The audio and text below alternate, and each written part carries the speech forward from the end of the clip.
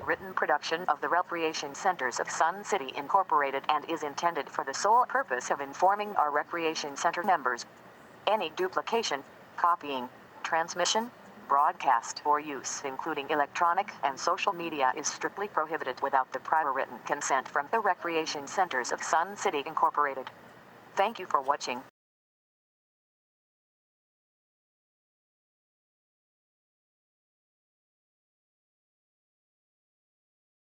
Morning.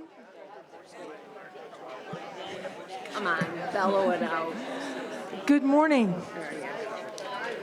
I call this Board of Directors meeting to order and ask that you stand for the Pledge of Allegiance.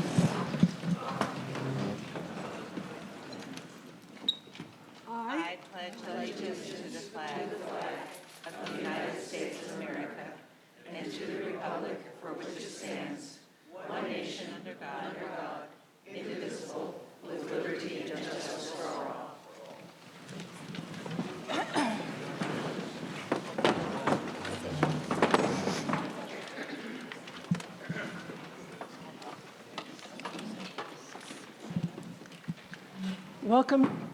Welcome to our February board meeting. I'm Kat Fimmel, President of the 2024 Board of Directors.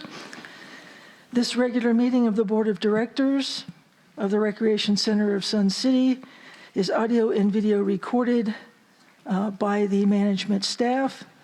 Please be advised that there is no recording of this meeting by any individual.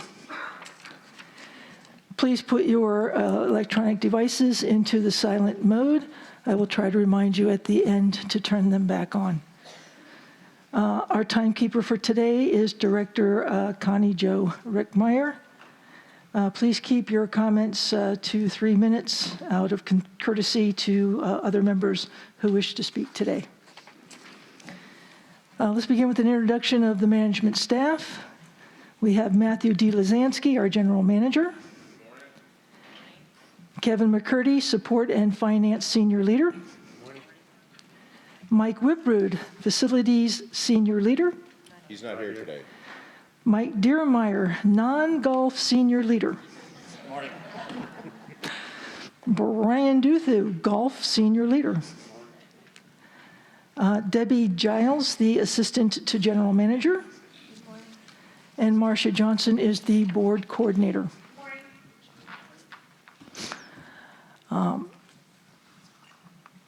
We also want to recognize Alan Kleinhans and Doreen Rafferty, our audio-visual engineers. We also thank the Sundial staff for putting this room together for us. I want to take a moment to welcome anyone who is at our board meeting for the first time. Do we have any first-time people? Oh, fantastic. We welcome you. Thank you so much for joining us today. The first item of business is the roll call of the voting members for quorum. Secretary Totten. Thank you, President Fimmel. Vice President McAdam. Good morning. Director Fast. Good morning. Director Ruff. Good morning. Director Rickmeyer. Happy Leap Day, everybody. Director Keiss. Good morning. Treasurer Borski. Good morning. President Fimmel. Good morning, everyone. Director Collins. Hello, everyone. And I'm here. We have 9 in attendance and a quorum. Thank you. The first order of business is the approval of the agenda. Madam President? Director Fast. Yes, under Robert's rules, I understand that if I'm going to make an objection to the reading of a motion, I should make it at this point in time. I will tell you that my version of Robert's rules was signed by Robert. So I am objecting to the reading of motion 2, which is purported to be a second reading of the motion. And if permitted, I will tell you the reasons for my objection. Are you doing that now or at the time of the? I can do that now. Do it now. Okay. Thank you. The, as you know, we're all very anxious to get started with a project and process that does the right thing in the right way for Sun City. And when I went back and looked at our history of this motion, it became clear to me that in our first reading, our elements were not in existence in this form. The motion itself said we approve the elements. So what has happened is now we've changed the elements, in my opinion, and we are now saying that first vote was on elements that didn't exist at the time the vote was taken. So it's improper under Robert's rules to call this a second reading because it's really reading for the first time all of the final elements.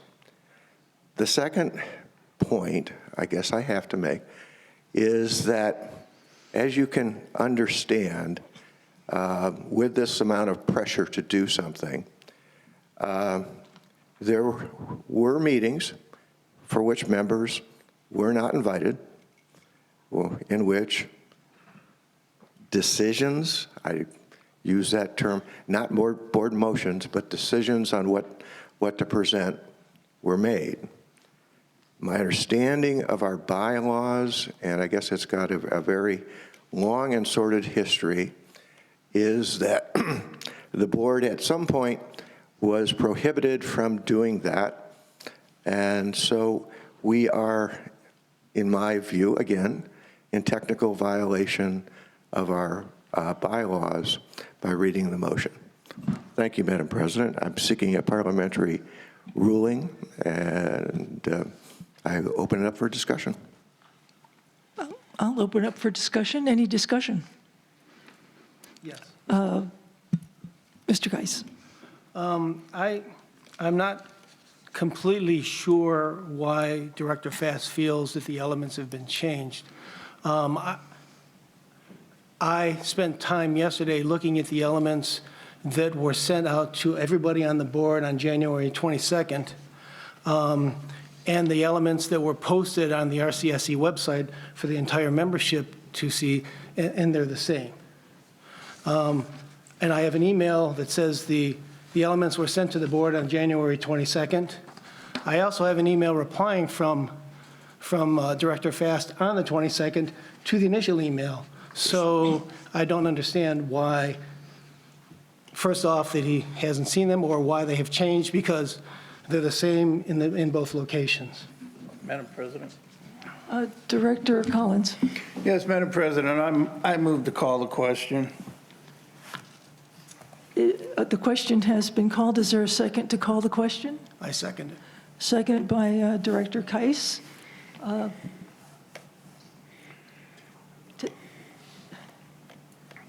We need to have a vote.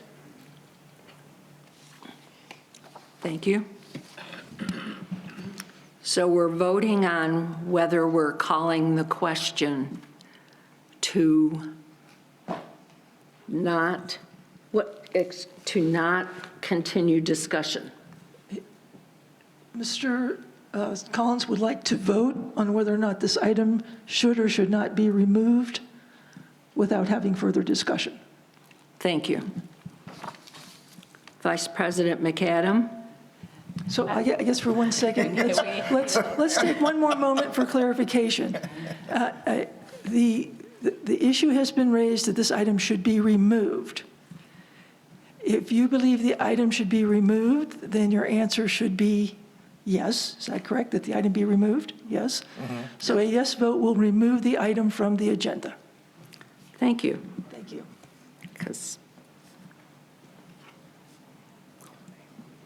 Vice President McAdam? No.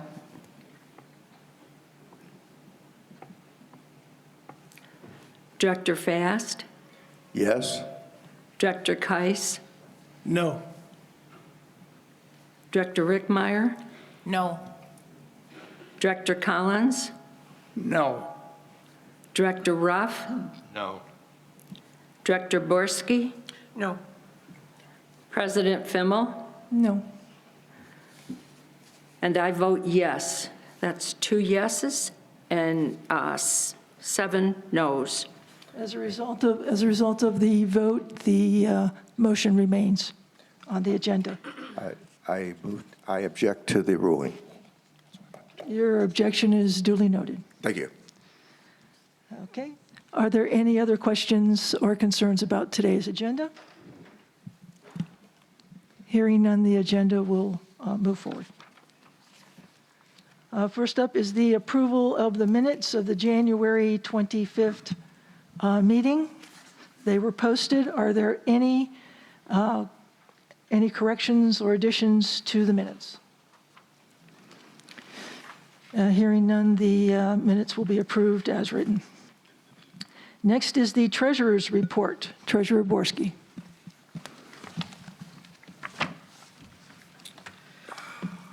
Balance, excuse me.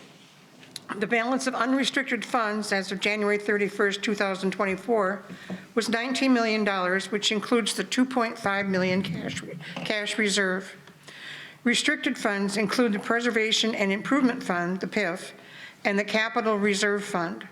As of January 31st, 2024, PIF had a balance of $33.5 million, and the Capital Reserve Fund had a balance of $5.6 million. The carry-forward balance as of January 31st was $5.5 million. The balance decreased from the 2023 year-end balance of $10.4 million due to the allocation of $6.5 million in carry-forward funds towards the 2024 budgeted capital projects. The corporation operated within its budget year to date in 2024. Respectfully submitted, Anita Borski, Treasurer. Are there any questions on the treasurer's, Director Ruff? Yes, are we tracking the SIF funds separately, or how are we doing that? Yes, if you look. Hi, Director F. Yes, on the balance sheet, you can see in the current year. Can't hear. We can't hear you. Testing. Director Ruff, on the balance sheet for the current year, the January 31st, you can see a SIF fee account that we've added to the balance sheet. So I see it, but I thought it should be added to the treasurer's report, even though it's a very minor amount at this point. we can do that going forward. Thank you. Excuse me, I'd also like to see, if possible, what is taken out of that SIF amount each month. So for the time being, because we have sufficient funds in our checking account, we're paying for capital projects out of that account. One of the things that we're discussing in the 5-year planning subcommittee is how we establish a capital improvement fund that would be similar to how we treat PIF funds. So it's pretty transparent what we've collected and what we've spent, and that's the direction that I'd like to go. I understand that, but I think it's highly important, since we decided as a group that we needed to raise that fee $1,000. I think it's important to see where that's going every month, not just lumped into a fund. And we publish on the website on a monthly basis the spending to date on the capital projects. So it's possible to see exactly how much we've spent year to date on all of the budgeted capital projects. Yes, I understand that, but it isn't designated on that sheet whether it came from the SIF or it just came from the rest of the fund. Yeah, and I'm not going to be touching the SIF fees until a board decision is made on how to handle those restricted funds. Until then, it's all the capital spending is coming out of the checking account. And that's because we have a second reading today that's going to talk about that? Sorry. No, Yes. it's mainly because it's unclear right now how those SIF funds should be handled. So we're collecting them, we're putting them in a separate account until we make a determination after the 5-year planning committee makes its recommendation to the board on how we're going to handle capital going forward. Until then, the SIF money is just going to be put into a separate account and left. That seems reasonable, yes. If I'm not mistaken, in Director McAdams' Budget and Finance Committee, they will be discussing that within the month. Is that correct? It was on when I attended one of your meetings, that was one of the topics that was going to take place during each meeting. You were going to discuss the SIF. It was mentioned at your meeting and was supposed to be on your agenda. You don't remember? I'm going to have to pass on that one. I'll have to go back and consult some of our records Okay, there. when you set up the schedule for the year, you were going, each meeting, what was going to take place? Yes, I don't remember us having SIF on that, to be honest with you. We set up a meeting agenda that discussed issues of how are we going to handle a reserve account, how are we going to handle audit oversight and different things. I don't recall there being anything on there to determine exactly how the SIF funds would be allocated, but we can check on that for you. Director Totten, the 5-year planning group that's been put together are addressing those details.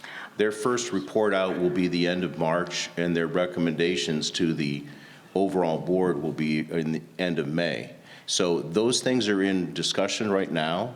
We have representation from both the long-range planning and from the budget, finance, and audit on that team, and we'll be getting you some information in the next couple of months.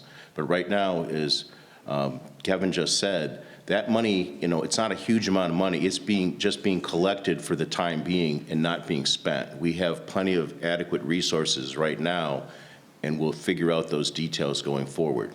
It's a brand-new thing. Yes, I understand, and thank you. Thank you for communicating when we will hear a first report from this group. You're welcome. Are there any other questions or additions to the treasurer's report? Yes, I have a question.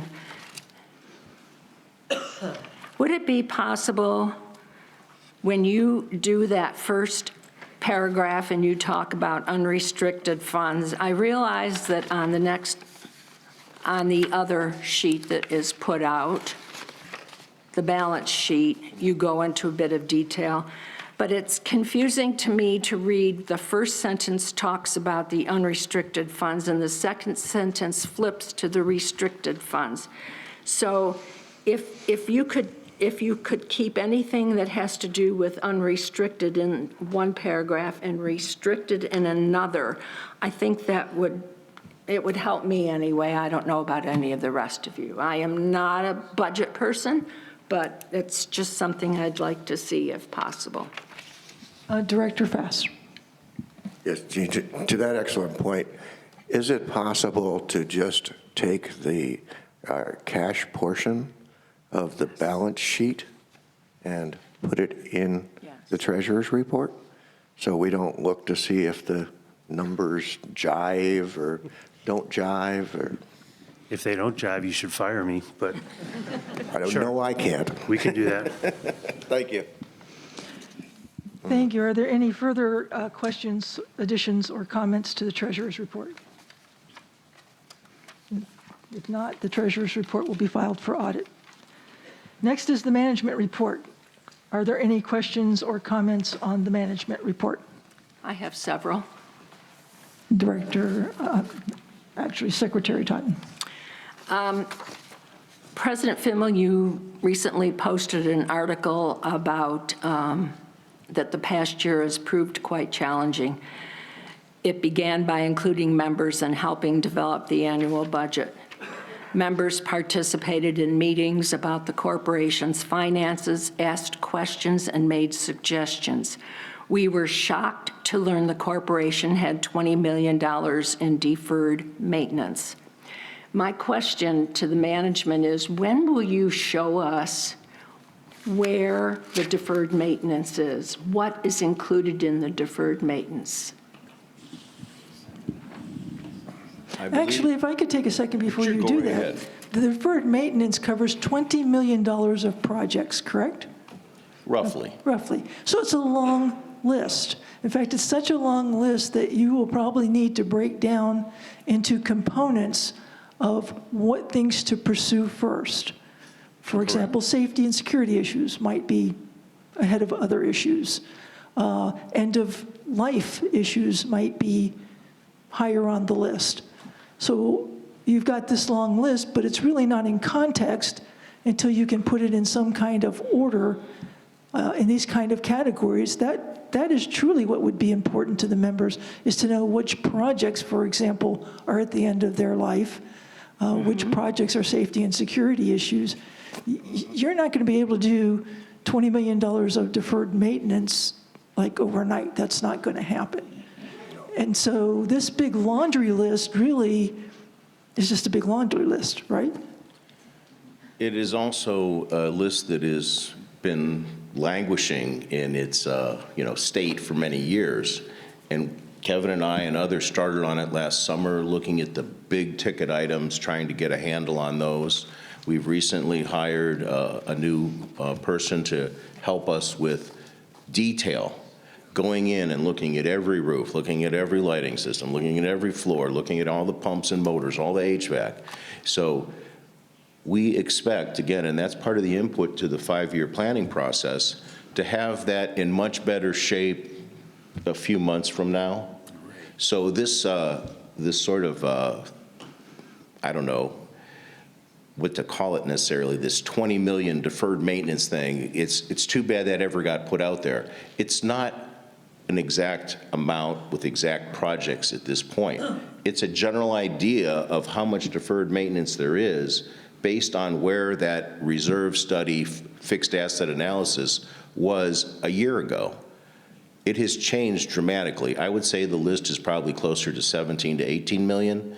The last time we were talking about it, it will be fine-tuned through the process that we have in place now, and it will fold into the 5-year plan. This is all part of what you've heard me preaching from day one. You know, we're going to organize, and then we're going to have documented processes, and we're going to be able to audit those processes and run like a typical corporation. That's right. So give us some more time. You have the list of the capital projects. This is what we're working on this year. Soon, within a few months, you'll have the stuff for next year and the proposals for the next 3 years. We don't have it today. If I had it today, I'd give it to you, but what you have now is misleading because it's not accurate.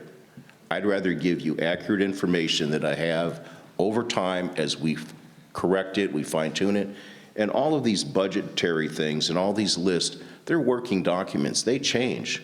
Something burns up, you're going to have to replace it. So we always are going to have some flux in this. So I hope that makes sense to people. You know, you just can't say at one point, okay, we've magically figured out everything that needs to be done for the next 5 years and the next 50 years. It just doesn't work that way. So we are in the process of improving our systems to give us more accurate information. And I think by the time the 5-year planning is done, by summer, we'll have a much better handle on it, and then we'll roll right into the budget for '25, and then we'll roll right into the 5-year planning, and it's just an ongoing iterative cycle. So don't expect to see some magic $20 million list anytime soon. And I appreciate that answer. However, that was a big thing that was emphasized quite a bit in the fall when we were working on the budget. And as President Fimmel has said in her document that she posted, we understand the importance of showing members where the increases we passed will be going. And on that same token, it's quite important that the members understand the other parts of the budget as well. So thank you. You're welcome. And since you bring up that article, I'd like to talk about that article for a moment too, because it wasn't intended to be an article. It was intended to be the president's commentary that I produce on a monthly basis as a special issue for the members of this community. And this last go-around, that presidential commentary was lumped into the op-ed portion of the newspaper, making it seem like I was producing a letter to the editor process, which I was not. And so I have some real challenges as to whether I want to continue not to write those articles. I will. They can go into the Sun City update for the members of our community, but I'm not sure that I'm interested in writing op-ed pieces for the Independent. That it was not the target of that article. Thank you. Thank you. Okay. In the management report, under January payments, financials, I mentioned last month, I asked if it would be possible to get a list of the walk-in payments added to this section as well as the online payments, and you had mentioned you could. I don't know if that got lost in the translation. We also talk on page 3 about Viewpoint Lake, repair, PIF status green. We're procuring 2 new fountains. What is the amount of money and where did this idea come from?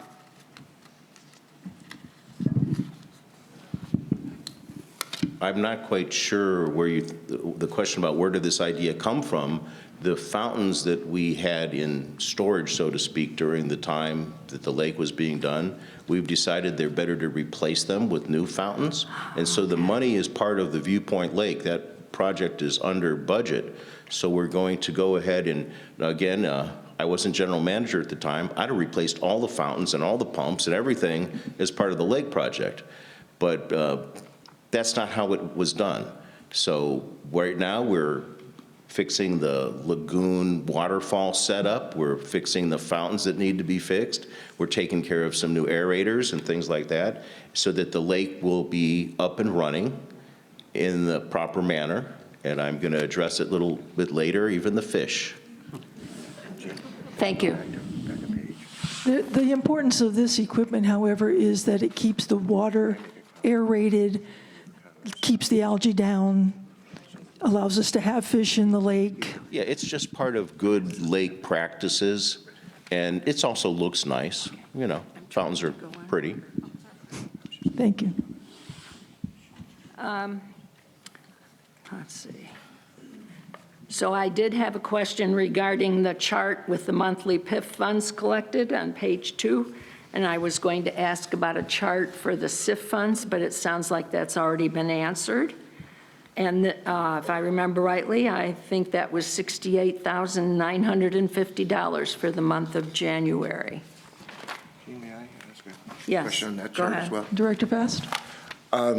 Yes, I noticed on a trend, January house sales is significantly down. I see we have Tim Nixon back in the audience, so he can give us expert advice as well. But are we seeing a slowdown in house sales, or is this an anomaly? I mean, it's pretty significant. So the total was about 105, which is a little below what the budget was, which is 120 for the month. Okay. Is that a trend that's going to continue? If I knew that, I'd be on Wall Street making $1 billion right now. I don't know. It's hard to predict where that's going. Well, let me know when you go on Wall Street. Okay. Thank you. More questions? Yes, thank you.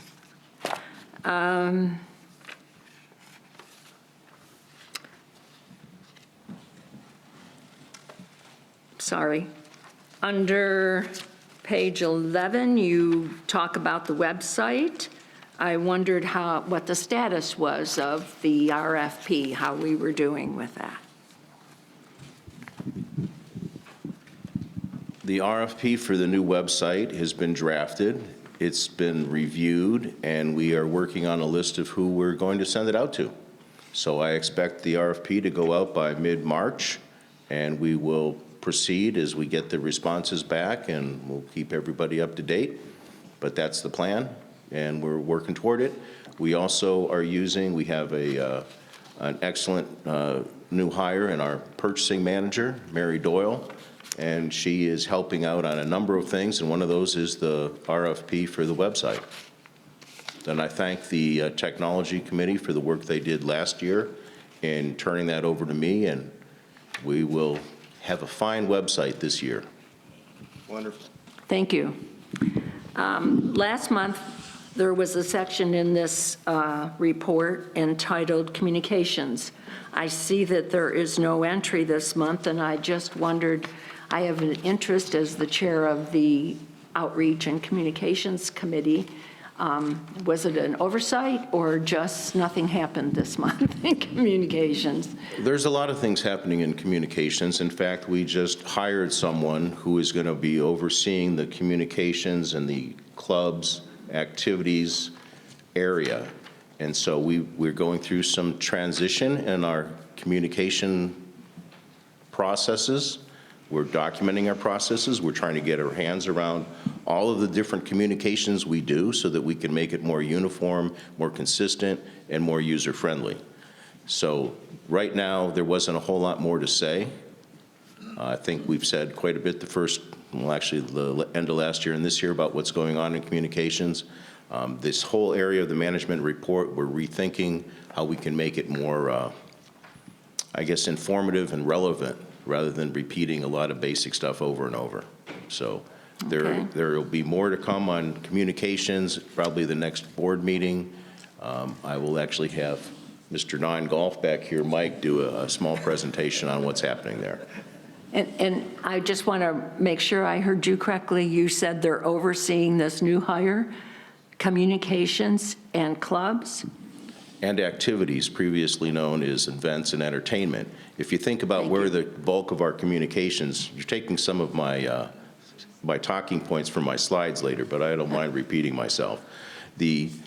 Most of our communications have to do with club activity and various activities we put on, like the show last night that had just phenomenal reviews. The Sun Bowl starts up again on Sunday. So that's the essence of most of our communication to the members, is about what's going on with the clubs, what's going on with these activities. So it only made sense to me and others that reviewed it that we should group those together and have a leader for those working on all those in concert. No pun intended. Thank you.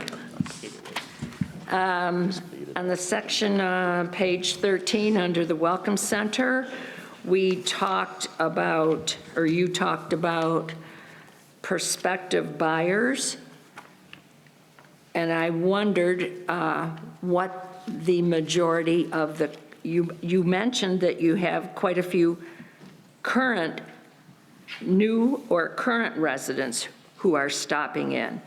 And I wondered, what are they requesting, or what is their interest? I'll have to find out, answer that question. I would imagine the same thing as the other folks that's come in. What do we have here? What's Sun City about? You know, but I don't know the exact answer to that. Okay, I would hope. I'll find out and let you know. Thank you. Yes, I hope, since they're already residents here, they know a lot about our fine city, so thank you. You'd be surprised. Yeah, no, I wouldn't. A lot of people that, that live here still work. They don't pay much attention to what we do here in these meetings and in our clubs and things. Yes. Because they're busy. Yes. So sometimes when they start thinking about, well, maybe I'll retire, they show up. So. I see. Okay, thank you. I'm finished. Thank you. Are there any other comments? Yes. Director Fast. I found that just as a trend, the reporting is getting more concise, more easy to read, and more relevant. So Yes, congratulations. definitely. I agree. Okay, as discussed, the management report is accepted. Next is the Recreation Center's update from the general manager. Well, I guess I'll keep on talking. Alan, do you have those slides? So I've talked a lot since I started here about, the organization and trying to understand it and try to think about how it might be better. I've talked a lot about documenting processes that we use and how that's important. If you're going to run a place consistently, you sort of have to know what everybody's supposed to be doing. So after several months of many meetings and talking about it with staff and the senior leaders, I wanted to just share with you the new organization going forward. And the way we're going to do this, we're going to kind of leave the financials alone for February, but we'll run them in parallel for March Q1. So you'll have like 2 sets of looking at things, either with the old structure that exists today as well as the structure I'm going to talk about right now. So one of the issues when you run an organization is span of control. I didn't find it very, acceptable to me in my understanding of how much you can keep in your head at one time to have 10 or 12 reports. So I've gone through this process and come up with 5. And so as you know, all of them except Mike Whiproot are here with us, and these are the folks that are going to be up here for all these meetings. Be in the normal world, they're called my direct reports. I like to say they're my direct supports. These are the people that I support directly, try to remove roadblocks from them getting their work done. Of course, there's golf, a big part of our community, and non-golf, another big part of our community. You may have heard me talk about member-facing, and I think maybe that's just something in my head that didn't make sense to people, so I took that out of the titles and just said, a lot of what we are about here at Sun City are the things that the members actually use. And the things that they use are primarily golf and then non-golf, which you'll see has the bowling, the clubs, activities and communications, and then all the centers. All the centers here, that's where members come. That's what they do. On the other side of it is the support stuff that goes on. So Kevin with the finance and all the support activities with human resources and finance and accounting, the member card services, we have safety and compliance, and we'll go through these in a little more detail. Then on the other piece is the facilities themselves, and that's Mike. So there's some changes in that, but he's got all the project management, all the repair and maintenance. The IT and grounds are some new changes to that I'll address shortly. And then I need an assistant, so that's why I hired Debbie, and I'm very thankful for her. She keeps me mostly out of trouble. I seem to get into trouble quite a bit, but that goes with the territory. And then we all know our board coordinator, Marcia, up here, and our receptionist, if you've ever been in our office, who thankfully she gets to go on vacation tomorrow for a cruise, so I'm jealous.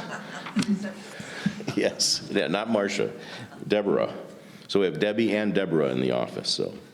So if you take a look at the next slide here with golf, not a whole lot has changed here. A few important things I wanted to mention. We've talked about the whole issue with the Ranger program. So I think I mentioned before, we've hired the lead Ranger. So that's an addition in the pro shop area. We had last year reorganized the snacks a little bit and added Lindsay in there as the manager of that. That's great. She does a great job. Grounds, again, used to be here, but grounds is now going to be with Mike Whiproot in facilities. So it's really all the non-golf grounds. So Brian had both before. Now he has the golf courses, but he doesn't have to worry about the things around the centers. That's going to be part of the facilities because that, again, it made more sense to us after we thought about it for a while. At least no one had a reasonable and logical argument for me not to do that. So you've heard me say that probably too many times. You know, if it's logical and it's reasonable, I will probably do that. And if you can convince me that it's not or something is better, I'll consider that too. So looking at non-golf, I know that's kind of a funny title, but it made the most sense and is the most communicative for now. So bowling, of course, Mike's built a great structure there. That's carrying on. Then this whole idea of the clubs and the activities and the communications together that I spoke about before. So we're going to have those folks that are actively involved in communicating about the shows and communicating about the club activities. They're going to all work together under one leader. And she's starting in 2 weeks, week and a half, I guess now. So that's a pretty important change. The other big thing that's happening here is with the centers. So it used to be that the centers were kind of, I don't know, they weren't even bifurcated. They're like trifurcated. They had, you go on this if you want FAs, you got custodians, you got repairs, things over here. that doesn't make any sense to me. I want more center-based management, location-based management. I want one person that I can go to about anything that's going on at Sundial or at Lakeview or whatever. And the rest of the things can feed into that. So if you look down at the bottom of this slide, you'll see the centers across the bottom. Each center will have one person. Some of them will have two centers because of the size of the centers that will take care of that center. So if there's something going on there, that person should know about it. And that should make it a little bit simpler and less finger pointing and less communication issues. And it's not an uncommon way to do things. It's like plant-based management, location-based management. In our case, this is center-based management. And the two fine folks that are leading that effort, Barry and Angie, they used to be part of that bifurcation. One had the FAs and one had the custodians. Well, now they're working together as a team. And that's what I expect at all the centers. I expect that everybody works together as a team. Actually, I expect that everywhere. So this is about not pointing fingers, but working together to solve problems and keep these places looking great.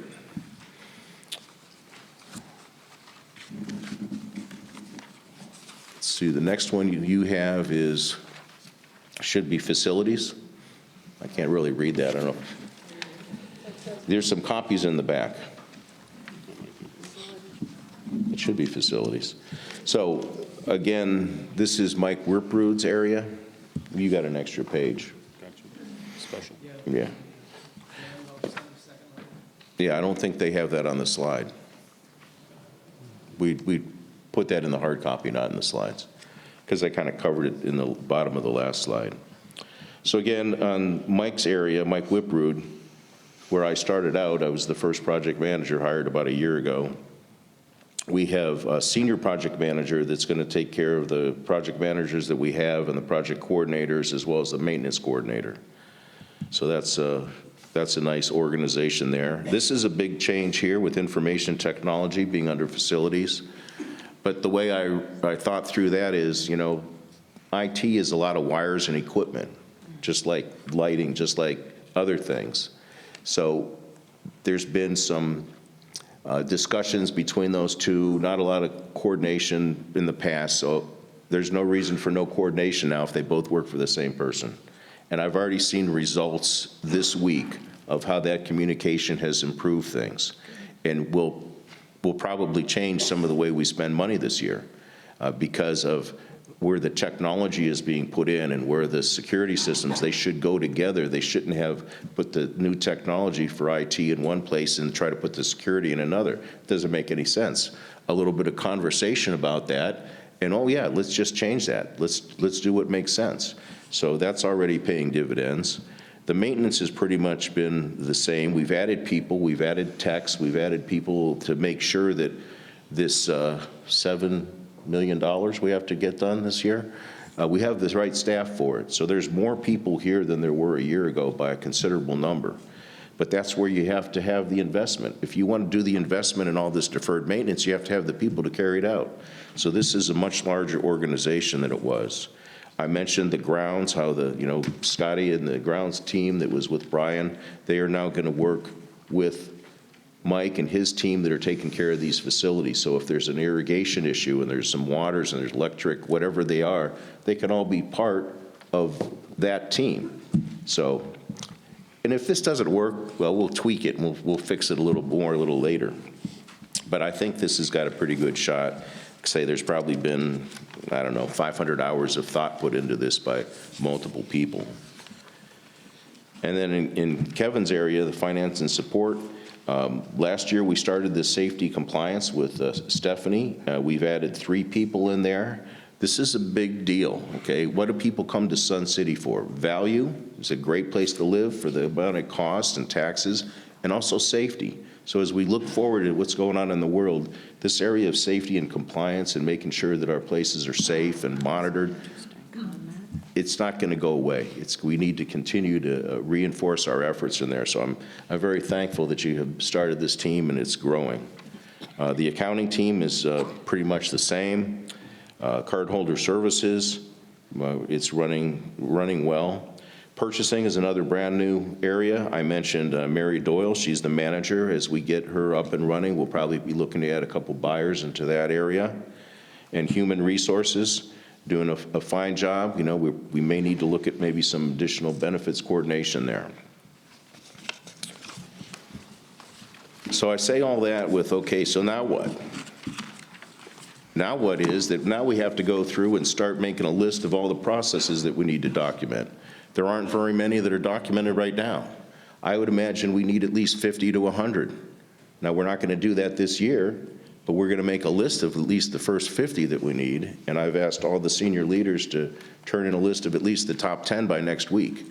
And we'll start going through that. You know, it's an iterative process. Which ones make the most sense? I have a lot of background in this area. I know people that consult in this area. I'm going to reach out to some folks that I know and that my friends know and say, who really understands this kind of an organization? Who has the background in this? There's some great software available that takes away a lot of the time and effort it takes to come up with a good documented process. But the idea is that you write the process, you train the people on the process, then you audit the process to find out where the gaps are, and then you go back and tweak the process and the training, and you repeat and you repeat. So this is pretty common in industry. It can be pretty common here in a year or two. So that's what's happening on documented processes. Now this next slide, some people think I should be hesitant to bring this up, but I'm gonna do it anyway. A lot of people were very happy with the trout we put in the lake. Okay, the trout don't do well when it warms up. Matter of fact, they'll all die. So I've understood the trout were very tasty. It was a good, a very good, happy time during the holidays and in the last month. People catching there, hopefully not more than 3. We put a lot of fish in there, but those fish are sport fish. What we need now are working fish. You know, these fish go out there and they have little toolboxes. They eat the algae. They eat the weeds, they eat the larvae for the flies and the mosquitoes. So that's what's happening with the lake. We're gonna get all the fountains up and running, get the aeration in, get the waterfall flowing. That helps with the aeration too, and then we're gonna start spending money on working fish. I expect that we're right at the critical time here, whereas the longer days and the more sunshine, that we'll start seeing the algae grow, and so we need to get those fish in probably the end of March. I think we're going to try to expedite that if we can. Somewhere in that March-April timeframe, we'll be dumping goldfish and grass carp, right? Also known as white amur. So that's what's going on with the lake. So hopefully we'll have a beautiful lake with happy fish in it. The sport fish, I've had a few people ask me about it. You know, they don't come immediately. They're not good to have in there now. We have some that are in the lagoon that'll flush out when we start running the lagoon water in. But sport fish won't probably come in until the end of the year, and that'll be limited. And it also takes time to get them established. So you have to get, you know, I'm learning all about lake ecology and, you know, what consultants you need. So it's great. I love it. I learn several things a day. So let me talk about Duffy Land Dog Park. You know, I know people wanted my head on a stake probably last week, but you know, I have an obligation to, when I hear something and something's going on that I say, wow, this could really damage the corporation, I'm gonna act. And I think I did the right thing. Now, I'm not sure that the club agrees that they need to follow their charter, which the first line is the efficient and effective running of Duffy Land Dog Park. And how can you do that and not be there? So I'm in a bit of a quandary on this, and thankfully, President Fimmel went and talked to the folks at the meeting. I'm not sure the article in the paper is exactly correct, but you know, I know Scott and company do the best they can. There's always some differences of opinions on how words get written. But in general, I had talked to the club about closing it if they didn't have a plan that was acceptable today, the end of the month. And that was a 2-week addition. Now, you know, I go to that park 1, 2, 3 times a day just to see how many people are there, listen to the conversations. I have 2 dogs of my own. I don't want to shut the park. So I'm thinking what to do. I'm going to give them another month. I'm going to see what happens. We've had continuing incidents there. I don't want to shut it, but if it becomes a liability to the corporation and to people and to dogs, I will. And unless I'm told directly not to. So we'll see what happens in March. And then we'll see what happens when it warms up. I don't want anybody out there being in the park when it's 117 degrees. That's silly. I would never request that. But I would request when the people are using the park that there is an understanding of what needs to go on and what does not need to go on. And so I think that we will continue to work through this in the next month and see what happens, and we'll make a decision in April. So that's what's up with Duffy Land. We have fixed the fob system. The fob locks are working. If you want to use Duffy Land, you don't have a fob, come and see us and we'll get you one. You will have to say that you read the rules and you understand the rules. Your dogs need to be licensed. They need to be on a leash coming in and out of the park. I think there's, 13 rules or something like that? Maybe a few too many. Oh, my next item here is my fan club, which is quite vocal. So, here's the deal. I know that people think that I'm wake up in the morning and I say, what am I going to do to upset people today? I don't have to. There's plenty of stuff coming at me that I can decide. So the issue with the remotes, okay, for one thing, the world has changed. People don't seem to be as responsible as they used to be. We've had a lot of issue with remotes damaged, stolen. They go in and change the dip switches so the fan can't be adjusted. We've done some research. Virtually nowhere else are you allowed to have control over the ceiling fans or wall fans in the fitness area, even in other Sun cities. So what we've done is an interim measure, and we'll see how this works, is all the fans that can be reversed to where they blow from the fan up toward the ceiling, we've reversed, and we've set them on medium. All the other fans, we've set on low until we can figure out how to reverse them. Some of them don't come with the same easy method of reversing. I've gone to Sun City West, they keep it at 68, the fans are on high, they're blowing down. People that are cold wear a warm-up suit. So I'm not sure what the resolution of this is, but this is what we're doing in the interim. So I just want to address it directly. I didn't decide I wanted to freeze somebody or make somebody hot. I'm just trying to make this a nice place to work out. May Mobility, you may have seen them buzzing around here. They used to be coming on our property. They said, oh yeah, we're going to go driverless. I said, no, you're not. Again, I have a lot of background in autonomous vehicles. You ask my wife, I can't keep a job. I change careers every few years. But I had a nice meeting with their senior leadership. They're out of Ann Arbor. I used to teach this stuff. And they said, we'll put together a safety plan. We'll put together a way that we can do this. But I said, until you do that, stay off our property. I don't want you here. So thankfully, they listened. They did what they said. They've been out operating in a limited area off our property with both in-driver and out-of-driver vehicles. Now, if you're not familiar with them, these are the vehicles that drive themselves. So a lot of times there's a safety driver in there in case something goes wrong. Well, they were going to take the safety driver out and just do it, and I said no. So they're going to come back on our property starting tomorrow with the driver in the car. They're going to continue to run that program for a month. They've given us all their safety information, and if all goes well, on their outside our property non-driver cars, they will start with their non-driver cars on April 1st. So I'm giving them a 30-day with the drivers back in to get their folks used to being on our property. They're only going to do here at Sundial and at Bell, because there's a very limited area they're allowed to do. So you'll be seeing the May Mobility vehicles should be back on our property tomorrow. And then you may see them without a driver on April 1st.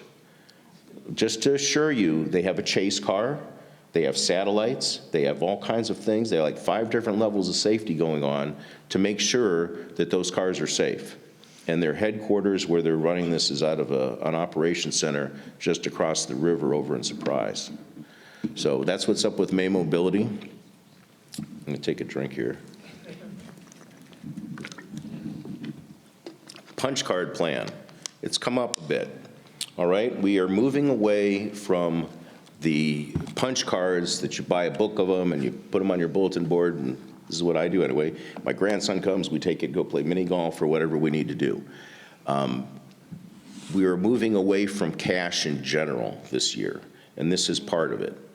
So the punch card sales will end the first half of April, somewhere in that time frame. You'll have a year to use your punch card. At the end of a year, if you haven't used your punch cards, we'll address how to give you a credit. I don't necessarily want to get into cash refunds, but we'll work on that. And Kevin's got a great team working on that. So I think that's probably enough. Thank you very much. Thank you, Mr. General Manager. May I make a comment? Director Fast. Yeah, I just want to say, when I ran for the board, one of the things that I wanted to see was a logical organization that even I could understand. And thank you for all your efforts. You're welcome. It's a team effort. Thank you. And if I may, thank you for this great venue for communicating, because not just those folks that are here, but also all those watching will hear everything you just said. So thank you. And that was Joe Lynn's idea at our last managers meeting, so thank you, Joe Lynn. Yes. Okay, I'm going to go ahead and move to announcements. Are there any announcements? Director Keiss. Yeah, I attended the Sun City Fire Department monthly meeting. It was interesting to note that the fire department does a really good job of getting grants to get CPRs, airway devices, and they're looking for a grant to get an ambulance. So I think that's a growth area that could happen for us. Also, in note of importance to us, the softball building passed a fire suppression pressure test, so that's continuing to move forward. And the fire department is with them to make sure that that's a safe environment for our members. Thank you. Other announcements? Secretary Totten. This is really not an announcement, it's more a question and a comment. I know that at the end of this meeting, you typically remind us of important things that are coming up. And I imagine you're going to talk about the annual membership meeting. And I was just curious, I did not see on any announcements that went out that, have we changed the annual membership meeting? Are we still allowing members to speak at the end after the business part of the meeting is concluded? We haven't changed anything. We will have the annual member meeting. It will be operated the same way it was operated last year. Once the business of the members is concluded, if there's sufficient time, certainly members will be afforded an opportunity to speak on the issues they would like to speak on. The only problem we had last time, and I'm not really sure quite what to do with it, other than to recommend that people remain in their seats if they want to make comments. We had some people going that way to leave and some people coming this way to take seats so they could speak. But there is no change as far as I'm aware of. Every opportunity that members can have to speak is a good opportunity. Thank you. And I think mentioning the problem that we had in November might eliminate the problem coming up. Now that people know that if they're interested in speaking, they should stay, and we allow the members that don't care to speak can leave. Thank you. Thank you. Madam President. Director Collins. Thank you. Saturday, March 2nd, Spring Fling. It's a free car show at Sun Bowl. It starts at 10 in the morning. There's food, there's raffles, beautiful cars. Please come down and see the show. You will really like it. It's going to be bigger and better this year. Where? At the Sun Bowl. So please come on down and see the show. Thank you. Thank you. Do we have any other announcements? Okay, we will move to the consent agenda. There is an item for the consent agenda. There's a request to approve the decharter of the Stamp Club at the request of the club. So do I have a motion to decharter? I make the motion? Charter. Motion by Director Fast, second. Second by Treasurer Borski. Comment from Secretary Totten. Yes. When clubs are dechartered and they have funds in their account, I believe, if I'm not mistaken, that these funds are given to RCSC. Is that correct? Yeah. It's on the second page. Director Totten, yes, that's correct. Thank you. I wondered if it would be possible to see a line item that reflects that in the budget, to show monies so that perhaps club money can go to items that clubs would like. I noticed in the Independent that last issue that the men's club made a donation of $2,000 to a recorded recreational reading for the blind. And if I'm not mistaken, when one of our clubs does that, they also have to give the same amount to RCSC. That is correct? Director Totten, yes, that is correct. Okay. So again, that's like almost $4,000 that has come back into our coffers. I would just like to know if it would be possible to show that perhaps going back into the club somehow. So on the detailed income statement, we have a line item for contributions, which reflects money that has come in that way. That money is not earmarked to go out to specific club projects. That's just going back into the general funds of the organization. That club request for usage of money, those requests go into the club's office, and every year when we do our capital project budget, those club requests are evaluated, and some are included in that upcoming year's project list, some are not. We will be taking a good close look at how we prioritize those requests for 2025. But as far as earmarking the contribution line item back to the clubs, I think that will be part of the overall budget process in terms of deciding what amount of money to earmark to club projects. Okay, perhaps I need to speak with my fellow board members to see if that could be changed in Sure. the club to club. Thank you. Thank you. With regard to the decharter of the club, Director Fast. I didn't want to be outdone by our new general manager, so I'm going to recommend we give this our stamp of approval. Do we have any other discussion? Just had to get that in. If there's no further discussion, Secretary Totten, please take the vote. Thank you, President Fimmel. Excuse me. Treasurer Borski? Yes. Director Rickmeyer? Yes. Director Collins? Yes. Vice President McAdam? Yes. Director Ruff? Yes. Director Keiss? Yes? Director Fast? Yes. President Fimmel? Yes. And I vote yes. It's 9 yes. Thank you. With a vote of 9 to none, the club can be dechartered. Are there any committee recommendations? No committee recommendations. We'll move on to the second readings. Second readings do not require seconds. The first item is a motion by Vice President McAdam. VP McAdam, please read your motion. So I move to amend Board Policy Number 24, currently titled Preservation and Improvement Fee and Fund, to be renamed to Preservation and Improvement Fee / Capital Improvement Fee, and to add verbiage on the capital improvement fee which I think, Marcia, was that available out back for everybody? It's quite lengthy. I don't think there's much purpose in reading the entire, yeah.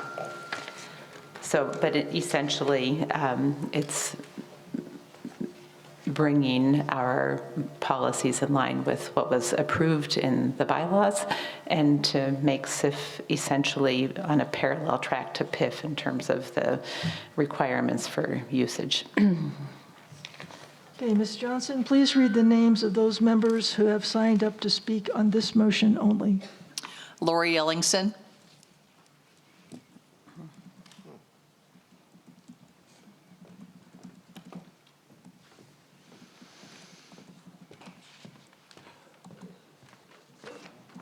Good morning, Lori Ellingson, 133335. I have a question. All the details on this motion, were they just written and submitted? It says that there's a strike through on December 14th, 2023, and now it's February 29th, 2024. Is that correct? Yeah. So I think it would be worthwhile that you do read all the details, because what I'm seeing from reading from a lot of the members, they don't understand. They don't understand the PIF. Now they don't understand this capital improvement fee, and they're not informed when they purchase their home. The realtors don't understand it. None of that information is given to the new homeowners when they purchase a house, and then when a spouse dies, then they find out now they're hit with this. So again, it's a lack of communication. It's a lack of making the current homeowners aware that this has happened and making the new homeowners aware. When I purchased my home, my realtor asked, do you want somebody else to be listed so that they can have a membership card? And I sat and I thought for a second, and she said, oh, it's no, you don't have to think about it. She said, you can add them anytime you want. So I said, okay. Now I'm realizing if I do add someone, I'll be paying all these fees all over again. So when they made the change to go from individual to a rooftop for the assessment fee, they grandfathered the existing people in. I think the existing people need to be grandfathered in to this capital improvement fee. Thank you. Madam President, everyone who signed up has spoken on this motion. Do you just want to speak for a moment to what the SIF is and why we have the SIF? Yeah, so if you remember back to the treasurer's report where we looked at the decline in the carry forward. So the carry forward is kind of a weird item that has existed that we're actually moving towards doing away with. This is the accumulated sum of budget surpluses year to year that didn't have any designation for use. And we're looking at the fact that that number had grown significantly over the last 10 years, from $1 million to sometimes up to $12 million, I think. And at the same time, we were not designating monies towards necessary repairs and maintenance. And that was an issue that we wanted to change. We didn't think that it was appropriate for that to be the case. However, as you remember from General Manager Matthew Duluzinski talking about the scope of the deferred maintenance projects being, on the order of somewhere between $17 and $20 million. Our carry forward was not going to be able to handle all of that. You did see that there was a drawdown in the 2024 budget year from 10 million something. We're taking 6.5 million out of it to use that money towards maintaining the assets that we own. It's really nice that we have that and we're able to do that, but obviously that's not going to be an ongoing possibility. We're not always going to have that amount of money and carry forward to be able to just say, oh, well, we can apply that to the growing pile of maintenance needs that we have. And in looking at that, we just had to ask ourselves, if we're moving from having essentially somewhere around $2 million per year directed towards maintenance to $7 million, we need to have a way to be able to finance that. So that is what was actually behind the idea of creating a SIF fee, was to say there is an enormous need for us to have adequate income in order to be able to responsibly take care of the assets that we own. And we have two sources of fees. We can raise the annual assessment. We can fiddle with PIF or other things. And this was simply saying that as part of the buy-in to the community, when people move into the community, we want them to be part of the process, not only of our large PIF items, but also other things that don't qualify for PIF.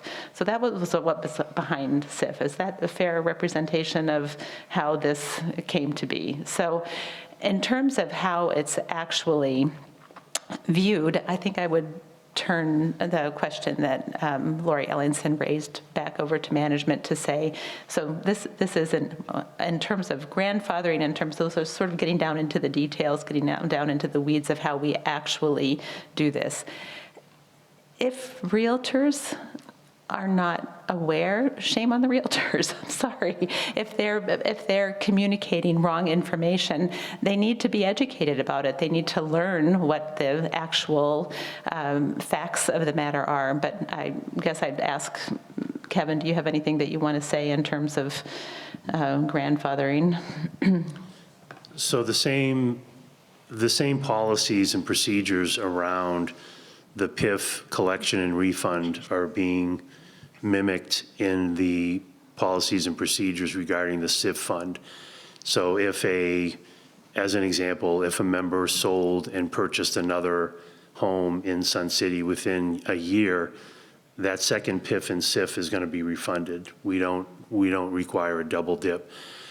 As far as the collection or non-collection, when one spouse passes away, we don't hit the remaining spouse with a second PIF or SIF, with the exception that if one of the married couple are on the deed and that person passes and then the deed has to go and be recorded under the second spouse, in that case, that is a change of control. That's a change of possession. But that happens very rarely. Most of the time, when one member of a couple passes, that does not trigger a PIF or a SIF. So just to make that clear. Thank you. Okay. Do we have any other director discussion? Director Fast. I think this is part and parcel of a larger effort to, for lack of a better word, to be professionally managed. I think, in my mind, again, when I came on the board, I thought that our management was ad hoc. And we needed these big cash balances because, well, you just don't know what's going to happen. And we're trying to, I think, through the 5-year plan and all the efforts that the Long-Range Planning Committee is going through, the Budget and Finance Committee, is to make it not only professional, but understandable, so that the members, you know where your money's going, and you can see the results of it. So, this, ideally, I guess I would say, it would be part of the rollout of the 5-year plan and da-da-da-da-da, but, it became very clear early on that this was going to be needed. And so Director McAdam, Vice President McAdam, came up with this idea and made the motion, and the Budget and Finance Committee unanimously approved it. And so I think it's something that in our progression to professional management is one step. Thank you. Secretary Totten. I just want to thank Mr. McCurdy for that excellent summation of the PIF, and hope that anyone listening or anyone here who has any questions about the deed, if name isn't on it, et cetera, touch base with someone in that department, because it is important. Thank you. Do we have any other director? No? Nope. Secretary Totten, please take the roll call vote.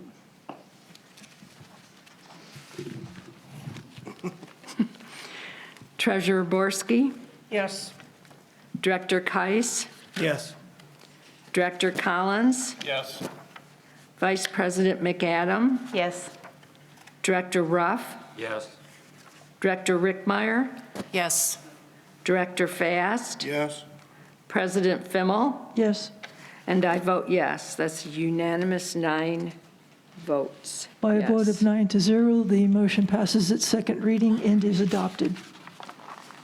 The next item is a motion by Director Keiss. Director Keiss, please read your motion.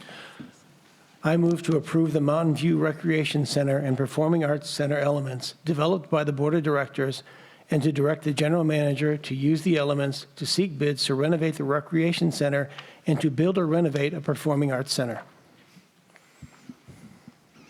Director Keiss, do you wish to speak to your motion?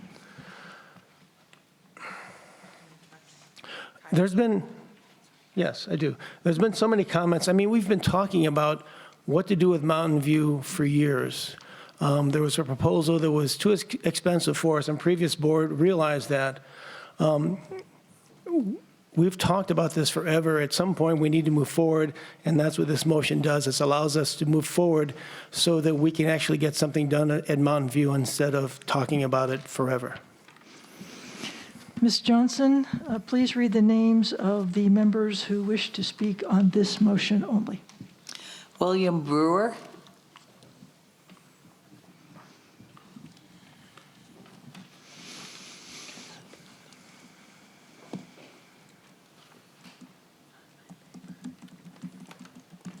Good morning. How are you doing this morning? I've got, well, first off. Can you please state your member number, sir? Oh, I'm sorry, William Brewer, 152270. Thank you.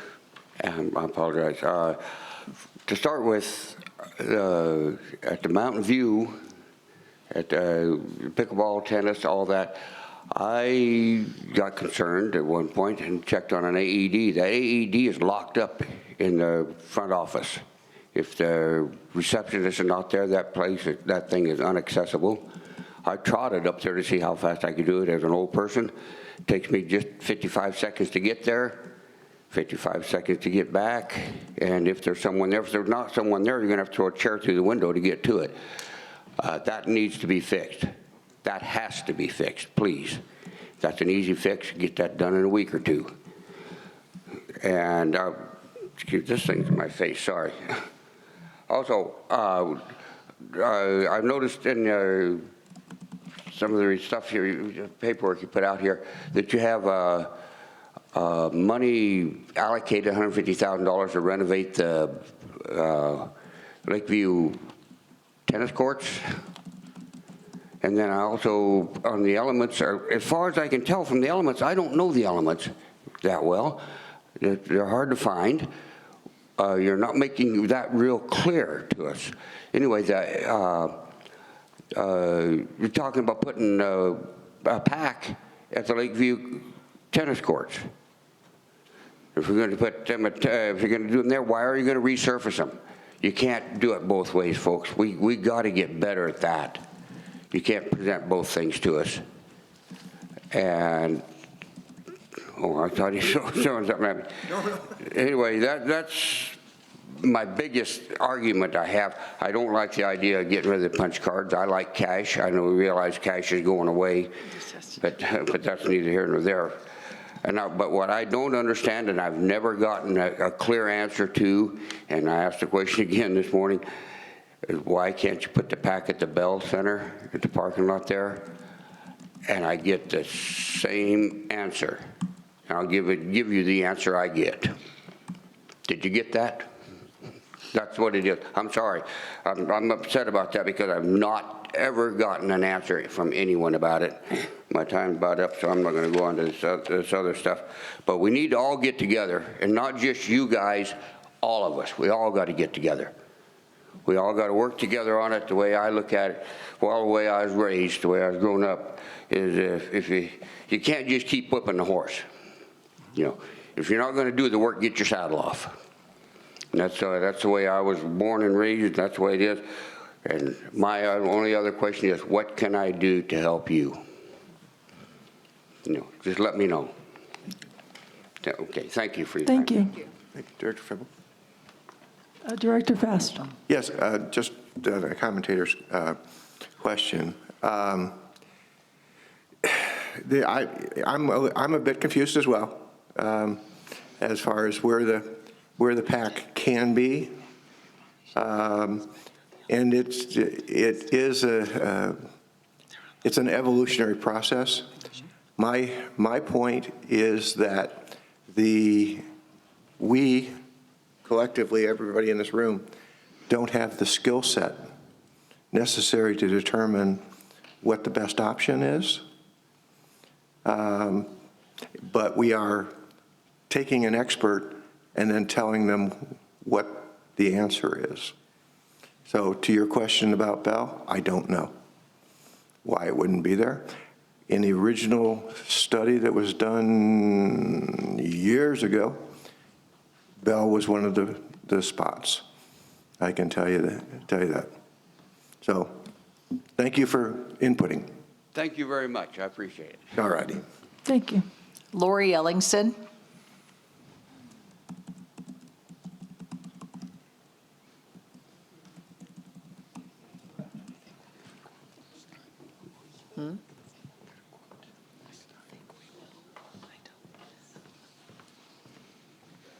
Lori Ellingson, 133335. I am in favor of this motion. I think we definitely need to move forward. I just want to make sure that when you do contact professional people, that you look at the facts. You look at the data, you look at unbiased data, and you make sure that you understand what is needed for not only the existing members, but future members. I did email everyone on the board data consisting of correct numbers for the tennis club. What the SAC committee looked at was information that was skewed and biased, and that information should be thrown out. So I sincerely ask that you read the information that was emailed to you. Way too many facts to explain all of it in 3 minutes. So take a look at that before you make your decision and realize that you do have a fiduciary responsibility and that you need to act in good faith based on correct information. Thank you. Thank you. Susan Bjork.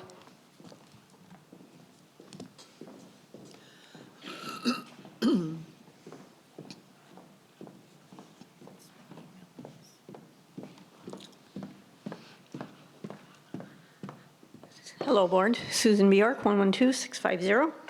I'm actually conflicted because I'm in favor of moving forward in renovating Mountain View. However, as you stated, Director Kais, the elements you said were the same. But if you look at your email from 125, the link, I just did it. The link brings you to a list of elements that are only 10 for PAC. If you look at the email that was sent out on 2/5, it brings you to a link that has 22 PAC elements. And in those 22 PAC elements, there is an orchestra pit. I highly doubt we need an orchestra pit. Now, my thought about this is when you go out for bid, it's going to get tossed out because we're not going to have the funds for that. And let me remind you, we have less funds because of the 20 million neglected maintenance issues. And when we're talking about a report, we're not talking about future reports, we're talking about what was neglected and how is that being handled. I understand you want to look at the whole process, but we want to understand what was neglected and how are we moving forward. It should be a simple list of, these are the items that we saw were neglected. Now, the 20 million could come and go. You're making an estimate. But it's an estimate based on the things that were neglected. Now that's aside from the point. But you already know how I feel about the accurate data. I went to the SAC committee meetings and I said, all we're hearing is back and forth about pickleball, PAC, and data. The data relative to the PAC was only supporting 1,000 people, okay? Now you're saying it could be for many uses. How many members or homeowners go to the ukulele performances, go to the handbell performances? All of that data needs to be collectively considered. In addition, a good presentation to an executive or management board when you're making decisions includes the considerations of such as this facility. So if we build that PAC for $13 million, which I think is still outrageous, what happens, what's the consideration around this? What happens to this facility? We have not seen a presentation that shows us the data that is truly backing these decisions. You're sending us to a website to look at all the big data, and as Steve said at that meeting, we're overwhelmed. Well, if you're overwhelmed, what do you think we were? But a good presentation would actually list the considerations, the specific data. I would have been fired.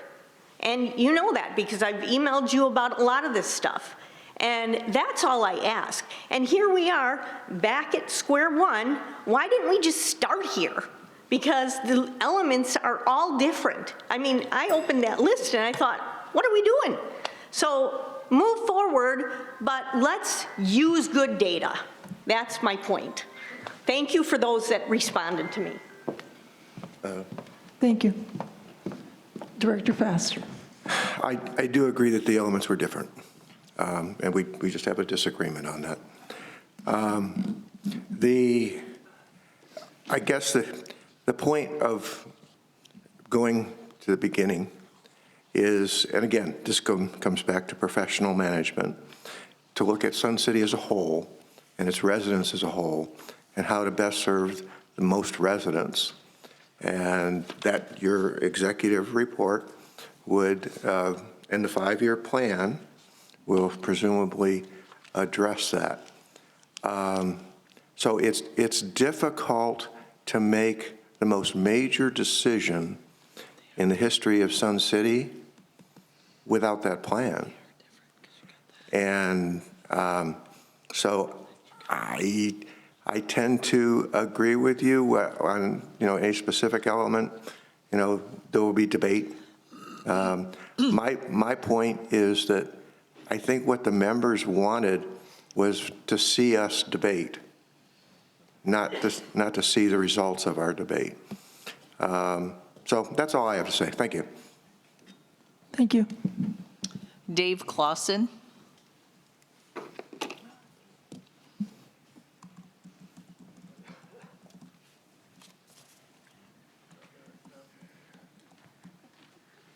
Good morning, Dave Clausen, 154-961. I have talked to each of you directors individually and have enjoyed my conversation. I have, frankly, I have to tip my hat to you for all of this that you do, but I have to say, I, like many of us in the audience, are just confused. I had things to say, and I don't honestly know where to go. I do know that Mountain View project is important, but I do think that we don't need to spend a ton of money now that there's so many questions and issues. So I favor going forward with the elements, even though now I just discovered there are more than I've seen. So I don't even know what that is. But Director Keist, do you have a response to that? I was really surprised with the previous speakers, the Yeah. 22. I had no idea What the that there 22 were are. changes, so Okay. I'm going to have to research that and get back, because I have no knowledge. Right, so you're as confused as I am. Yeah. One of the key things, though, is that we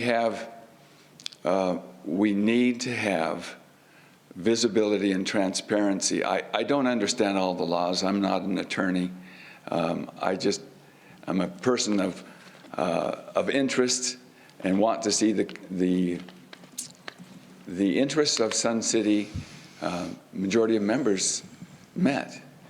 And I still believe that the proposal M with a renovated PAC center at Mountain View was the most feasible and the most responsible position.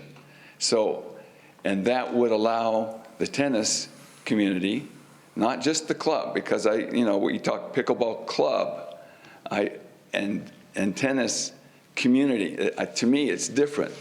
There's pickleball club's interest, and they have to have 12 and to have a club event, and I get that. But there's also pickleball community, which is us that don't play pickleball every day, who have children and grandchildren who may, and when they come to visit, they want to have a place to play, and that's a pickleball community rather than pickleball club. I speak for the tennis community and Sun City in general. So I think that pickleball needs more. The proposal M had an increase of pickleball that's sufficient for the club and sufficient for pickleball community at Mountain View. Building an indoor one, I don't think we're ready yet, because especially with the new concerns that we have of meeting the challenges of maintenance that hasn't happened. Now, I have to tell you, I just want to say I am embarrassed, and I've been here 3 years, and I am a tennis player. I went to Lakeview Courts the very first time I had a chance to get my racket out. I went up there and nobody was there. Okay, data, right? Nobody's there. Well, why is nobody there? I discovered in my archives an article from the Sun News, 2011, that said, Sun City Tennis slams tennis court, and it showed a big hole in Lakeview, 2011. I am embarrassed, and the board has their offices right there. You come out on the east side, and you see this blighted space. You have to walk past the Lakeview courts to get to the beautiful waterfall and to walk up in here or to get the boats. It's just, we need tennis in more than one spot. We need it, and I favor going forward, but we need to make sure that we're making the right decision. Thank you. Thank you. Madam President, everyone spoke who signed up for this motion. Thank you. Is there any discussion by the directors? Treasurer Borski. I want our members to remember this one important point. We are sending the elements to a contractor or an architect. We don't know what is going to come back. This whole project may come back and it's $50 million. This will change. We don't have $50 million. We can't make final decisions at this point until we get some answers. We're asking for what we think you want, what we've heard about, what we came through with Plan M. We don't know if the PAC will be at Lakeview. We don't know if the PAC will be at Mountain View. We have to wait until we get answers. None of us here are qualified to do that. So just be patient. This isn't chiseled in stone anywhere. We could study it for another 5 years and send the same list of elements and have to wait for the same answers. So until we get something back, please give us time to do this whole process. We're not here to make your life miserable. Tennis courts may reappear, we don't know. Let's wait and see what the contractors come back with. Thank you. Point of order. Whose point of order? We don't clap. Director Fast. Thank you. You say get used to it? Okay, guys. Okay. My point on this is that, yes, we do know what's going to come back. It's going to be a design that fits the elements. That's what, an architect doesn't make up their own elements. They take the elements and tell you how it would look, and they show you your vision. So to say that we don't know is not, at least in my mind, being totally open. So in terms of the confusion and the elements, I have to admit I am as well, because the presentations that are given, I don't know. From here, it looks like the PAC could be at one of two places, Lakeview and Mountain View. From the elements, there's no place for the PAC. There isn't a place that we're going to put the PAC. So there's just a whole, in my mind, just a whole lot of tidying up to do. And I think we should do that with an expert in front of the members. Thank you. Thank you. Director Rickmeyer. Okay, so in my previous career, I worked for almost 25 years on an engineering and architectural team. We have to start somewhere. What this does is gives them a rough idea of what we want. We give them the budget, and then what they're going to have are what are called charrettes. Those are meetings with, we call them end users or owners or the different entities that are affected by the starting process. They take that information, and once they have that information, then they go back and they come up with some pretty pictures at that point. It's just basically eyewash is what we call it. Here's what we think can work, and then they go back and present that again. So we're just on the first baby step. We had to give them a rough idea of what it was we thought would work with the budget that we have, and then the experts have to do that. People aren't being shut out. All we're doing is we collected that information and we're giving the architectural engineering team a starting point. That's it.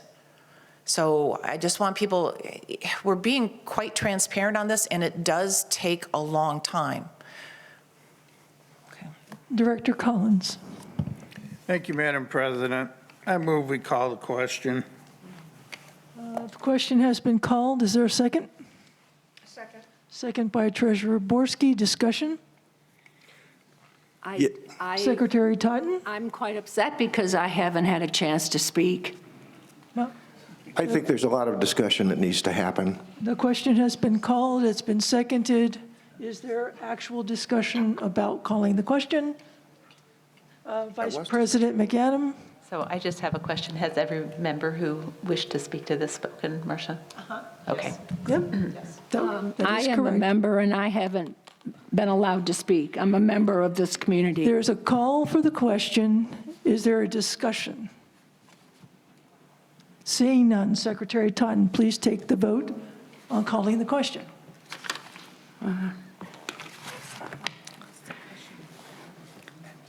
Vice President McAdam, No.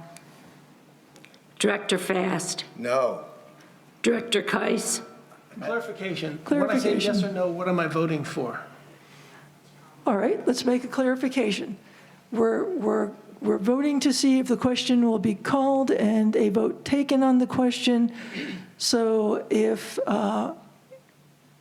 you agree that we should move forward and end this discussion, then the answer would be yes. Help me out here for a second. That is correct. Okay. And so otherwise you would vote no. Then I vote no. Okay. Director Rickmeyer, I guess I vote no, too. Director Collins, I vote yes. Director Ruff, No. Director Borski,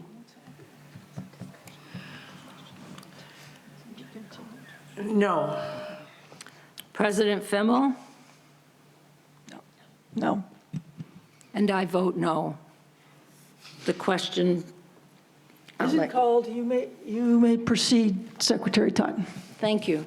Is there anyone else that needed to speak up here? Secretary Totten, you have the want me? floor. Please speak. Okay, I've got the floor, and I want to apologize to everyone that it's going to take me a bit of time to go through this. There's been emails back and forth between the board, but I haven't met with anyone in a month.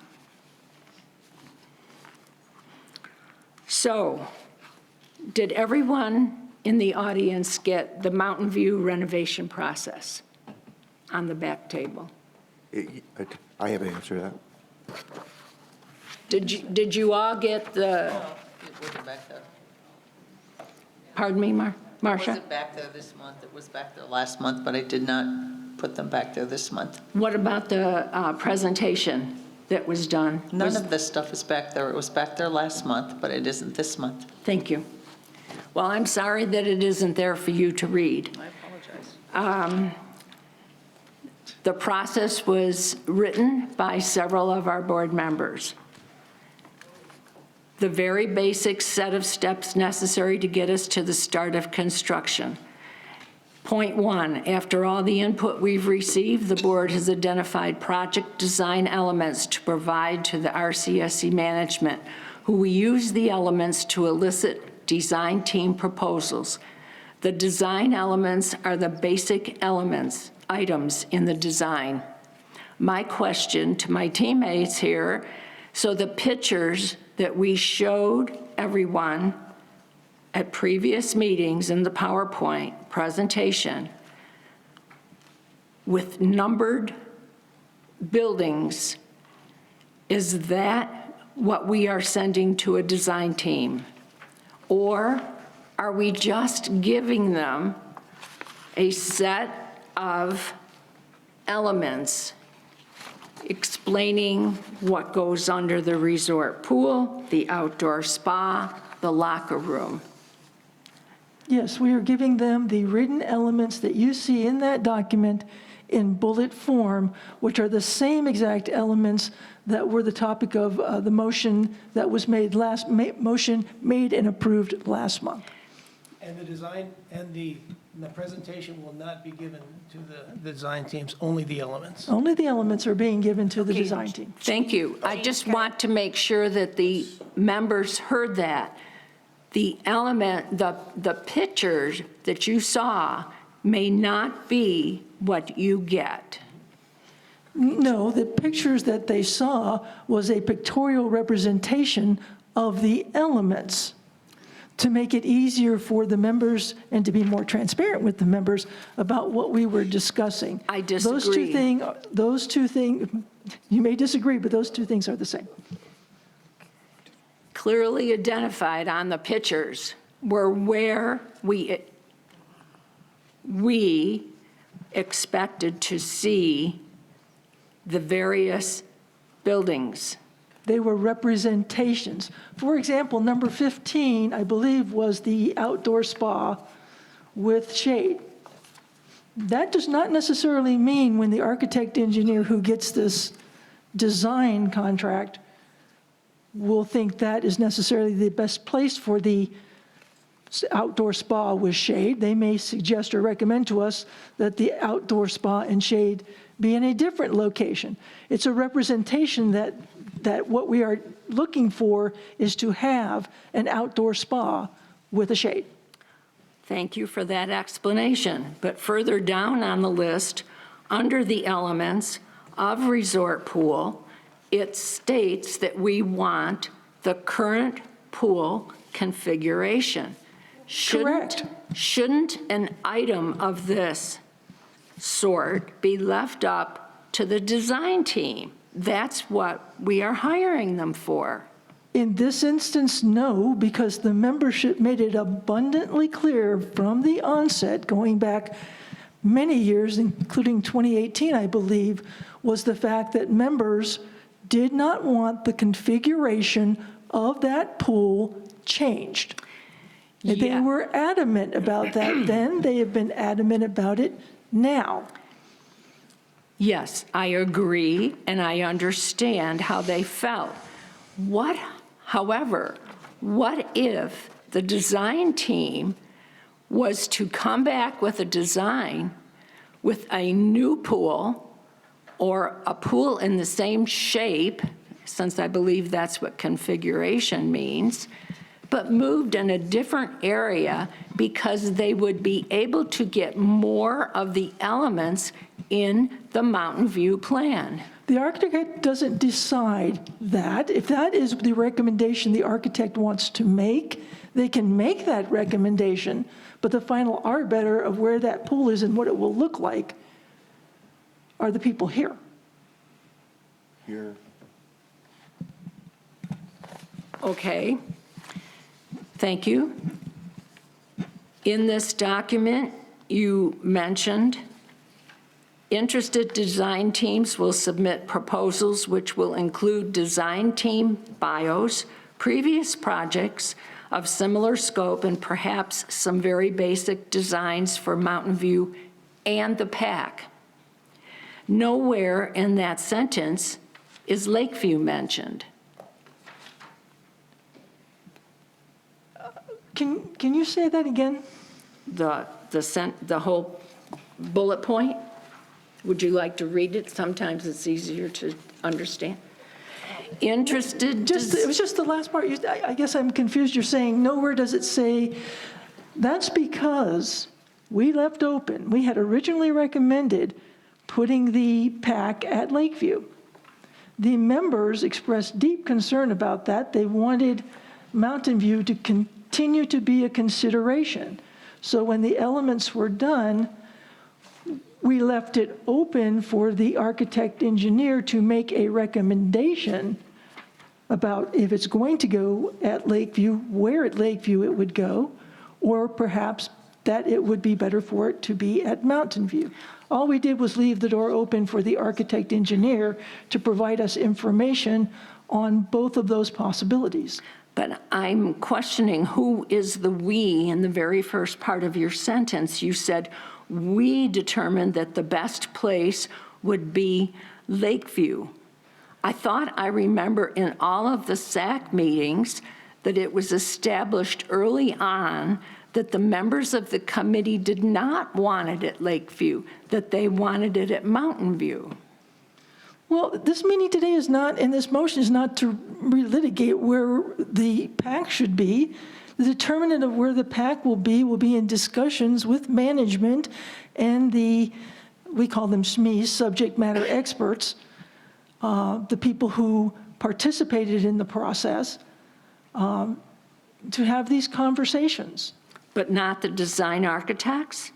What do you mean, not the design architects? You said that the decision where we're going to place the PAC is going to be made with management and SMEs. Is that what, am I correct?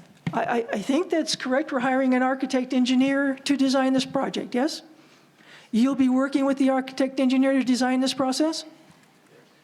Members of the community that participated in this process may be called on to express their interests in this process?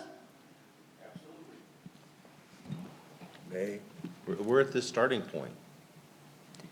Thank you. We'd like to be at the starting point. Almost at the starting point. Almost. Point of order, Point of order. General Manager. Secretary Totten, please continue. Thank you. The selected design team will conduct various meetings with the stakeholders, RCSC board, affected clubs, Mountain View area members, and RCSC staff. There's no mention of Lakeview again in this statement. Are people who are affected by a building put up at Lakeview going to be included in these stakeholder meetings? Potentially. Should that be added to this document then? Not necessarily. That document is a document. What we're interested there is in the elements. The elements is what we're voting on. That and moving forward to get an architect engineer from VP McAdam. Yeah, so could I just, so I don't want to stop your discussion, but I just want to make a comment here. Certainly. So the second bullet point here, Jean, says the architectural design teams will review the list and conduct a tour of both Mountain View and Lakeview facilities. I think that even if it's not exactly spelled out, the implication here is that both of these facilities are under consideration as potential construction sites. So what you're asking for, I think, is something that is implied already in the document without it actually being said that way. But remember, we're not making a final decision here. This is just trying to get the ball rolling. Let's move forward and do something with this to allow us to move forward rather than getting stuck in a quagmire. But anyway, my point is simply that the second bullet point, I think, sort of sets the stage for all of the following bullet points, and we can make the assumption that both facilities are under consideration. Thank you, Vice President McAdam, but I tend to disagree. You disagree that it says that the architect engineer will consider both locations? I disagree that it's something that is as important as this decision is, that's going to cost at least $27.3 million, should be accurately spelled out. Well, right now, you're reading a document, you're reading lines here in a document that was created for the sole purpose of making it easier for our members to understand the vision of how this process would roll out. And it's a shame it's not available on the back table. Well, it has. Let me go on, please. It has been made available. It was made available at the time of the first motion. Marcia, is it online? Yes. It is online. There are some people in this community who do not own computers. Do you want me to go make some copies? I have it. No, thank you. Okay. I would like to continue, please. You have the floor. Please continue. It is important to note that the elements and initial plans are subject to changes throughout the process to better focus the project to best fit the needs of Sun City. My fellow director, Steve Collins, in the past has vehemently opposed changes in plans because they always equal dollars.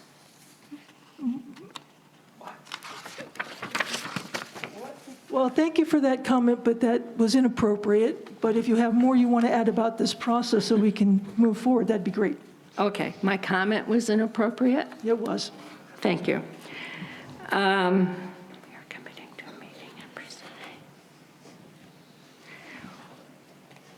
We say in here several times that once preliminary pricing, we say several times that we will be bringing everything back to the members.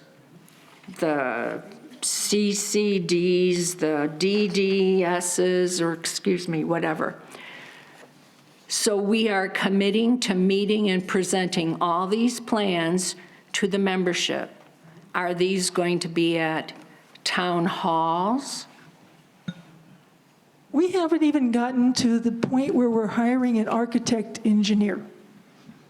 Yes, and I understand that. Don't you think we should be looking forward as to where we're going to have these meetings and how often and how many?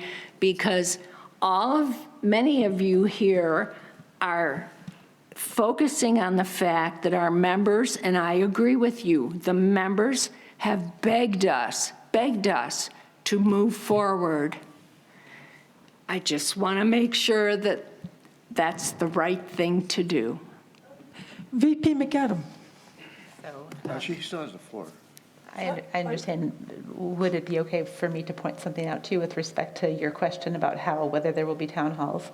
Sure. So in both of the bullet points that talk about schematic designs or construction documents being presented, it says they will be presented to the members in a planning session. So a planning session is slightly different than a town hall, and that is mentioned several times. So perhaps that answers that objection or question that you have. I missed that. Thank you.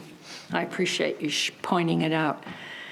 Down under the elements, you list 12 ADA seats with 12 companion seats. Do we really think that 12 is enough for a senior community such as ours? Well, that is what has been requested by the subject matter experts going back to 2009, I believe. Who were the And so, well, historically over time, you have players were represented, all of the special areas were you don't think people were represented, sir? They were. We even have a SAC committee that worked on this. Sorry. I thought the subject matter experts were the management. No? There are clubs? Subject matter experts are the people with the background of what it is that is needed and required. Director Fast. Madam President, when we started the SAC, Vice President McAdam asked the question, who worked with the architect on the PAC? The answer was only the Players Club. Do you recall? Vaguely. Thank you. That's your comment? Okay. But you're referring to the original PAC from Mountain View Option 2. Okay. Do we have any other comments from the directors? I still have Oh, more. I'm sorry. You still have the floor. Yes, thank you. Secretary Totten, continue.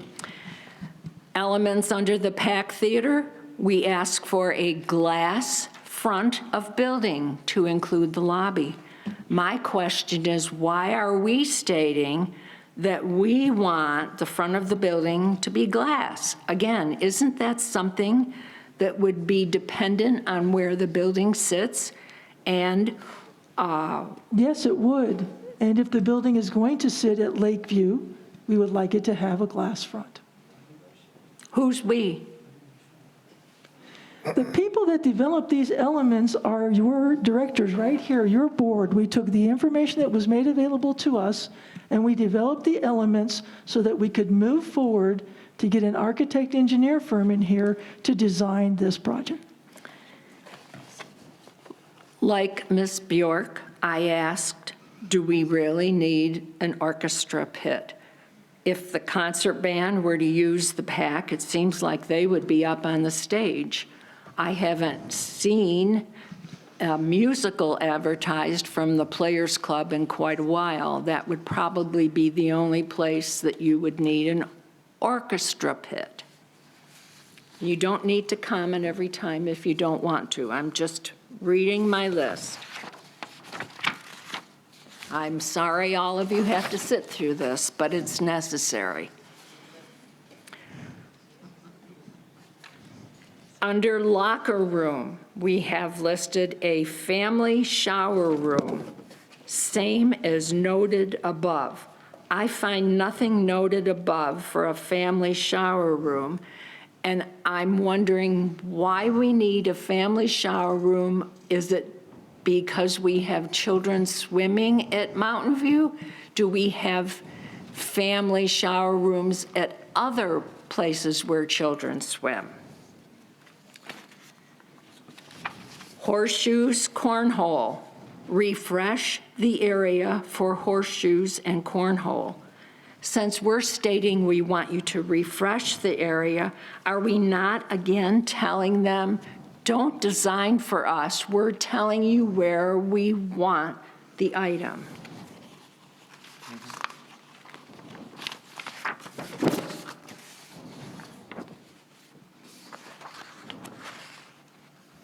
Mini golf, update, but keep the current look and feel. Once again, we're dictating, we're not asking. Fitness center, renovate the existing fitness center. Again, we're dictating, not asking. Pickleball, convert area to pickleball use. Convert what area to pickleball use? It isn't listed here. Build new outdoor pickleball courts. Where? Are they designing them, or are we telling them where to put them? Security, fiber optics. Is this the only mention of technology? What about a better system in place for accurate utilization measures? Is this what that means? Under sports pool, lap pool, demolish and remove obsolete thermal panels. If we're suggesting that they remove these panels, why are we not giving them carte blanche to create what they want there, not telling them that we want a pool there? And the last element on the list is possible saltwater oxygenated. I believe this, in the last 2 years, we converted Oakmont from saltwater, I thought, for a particular reason, so I'm kind of confused why we're asking for it again. I realize that our members have been waiting a long time for the Mountain View Center. That's the Mountain View Center, to be renovated, refurbished, or reimagined. Please remember that I was a member before I was a board member, and I still am a member, so I understand the angst. The argument that the members want it now doesn't fly with me. The members don't know the whole story, and I will remind you that I have a fiduciary responsibility to you to act in the best interests of this corporation. What my fellow board members are asking me today to do, in my opinion, is not upholding that pledge. I know you don't want to hear that, and I know it's an unpopular stance to take. I hate to say this, but again, in my opinion, we have a dysfunctioning nonprofit corporation. It didn't start out this way, but evolved over the past 10 to 15 years. The board swore to be different, to be transparent, to be communicative, to bring back self-governance and responsibility. We have made inroads this last year. We've hired a new GM who has embraced his position and isn't afraid to make good changes. He's encouraged accurate reporting. We've conducted town halls to get your opinions, but we still have a long way to go. Just discovering that the corporation has $20 million in deferred maintenance was enough to put us all in a state of shock. How could this happen, and what can we do to not make it happen again? It looks like we have lots of money. You've listened to the reports today. Our PIF alone has a balance of $33.5 million and will continue to grow. However, the existing PIF plan or budget, which I understand is under advisement, has extremely outdated dollar figures attached to the various upcoming projects. This year, in 2024, on the plan, we are supposed to be constructing a Riverview maintenance facility. It's currently listed at $2 million. With inflation at an all-time high, do we think that that number is actually accurate? In 2028, another maintenance facility for golf, this time at North, is listed at $2.376 million. And in 2034 and 35, a total Lakeview Center replacement is projected to cost $21 million. Really? Just to renovate Mountain View Auditorium is projected at $13 million. How could we possibly renovate the entire Lakeview Center for 21? All that information leads up to why I am not in favor of this motion. No planning has gone into moving a PAC to Lakeview, none. Us saying that it would look nice there where the tenants' courts are, which were shown to you in a presentation, or in the corner where presently there are beautiful trees and grass, that's a pipe dream and doesn't make sense. What does make sense is that we stop existing building projects until we have a master plan, not a long-range plan that's affiliated with the budget or the finance, but a master plan for the community. After Mountain View and Lakeview, it will be time to start over again. Did we learn anything from the ASU survey? What do the prospective buyers say they want? What do the younger residents say they want? A master plan would help us answer these questions. There would be nothing worse in my mind than to, at this time, build a PAC at Lakeview, only to find in 2034 that it doesn't belong there. Thank you. Thank you. Is there additional discussion? I'm sorry, Director Fast. Yes, thank you. Thank you, Jean, or Director Totten, Secretary Totten. I'll get it the third time, don't worry. Yeah, you know, as far as the confusion is concerned, I have a couple of questions. The presentation that was given to the members on miniature golf, it says update miniature golf, 9 ADA compliant holes, 9 regular holes. The elements say update, but keep look and feel, possible holes, ADA, 9 holes, ADA mini golf. I'm confused whether we're saying to the architect, design us 9 holes of ADA golf. The second thing, I guess, and I'm going to try to keep this very short, is why I'm confused, is on the PAC. The presentation that was given says the PAC is going to be 10,000 square feet. The elements have no size restriction. Thank you. Thank you. Additional, Director Ruff. Thank you, Madam President. I think there's a whole lot of detail that we're talking about, and it's all speculation, and we can't make a decision because we don't have the information we need presently, which is why we designed the elements, to go forward to professionals, to look at what our concerns are. They're going to talk to us. They're going to come and visit. We're dealing in the weeds in some of this discussion, and it's just not helping.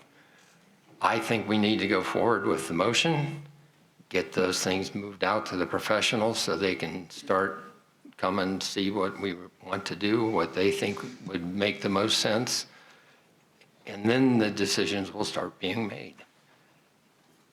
Delaying this any further, spending more time talking about it, is just going to cost us more money. So from my perspective, I'm voting for it, and I'd like to see us start voting right now. Thank you. Okay, Director Fast. A question for my colleagues.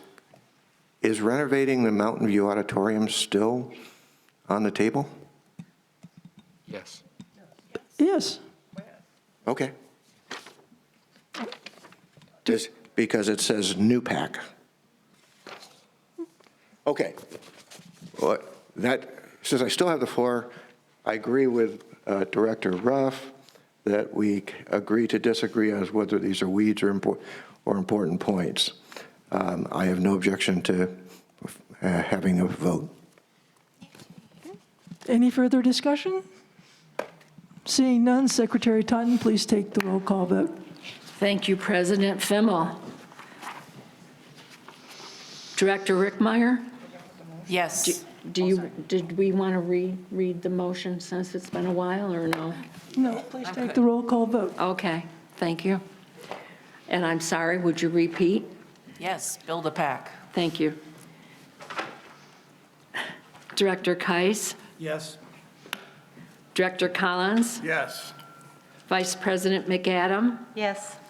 Director Ruff? Yes. Director Fast? No. Director Borski? Yes. President Fimmel? Yes.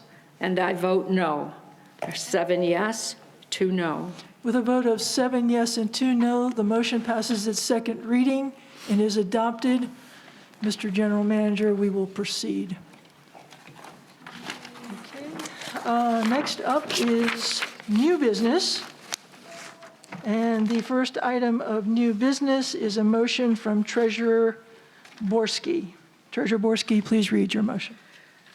I move to amend Board Policy Number 10, titled RCSC Rules and Regulations, section titled Household Pets and Service Animals, item number 3, as follows. I wish to add this line. I'll read all of number 3. The Best Friends Dog Club members, guests, instructors may bring their dogs for training, classes, and events in the fenced area designated for such, must remain confined to this area at the Fairway Recreation Center. I am wanting to add, in addition, active members of the Best Friends Dog Club whose dogs have passed the American Kennel Club's Canine Good Citizen Advanced Certification Evaluation shall be permitted to participate in Best Friends Dog Club sanctioned events on RCSC properties after obtaining approval from RCSC management. Is there a second? I'll second it.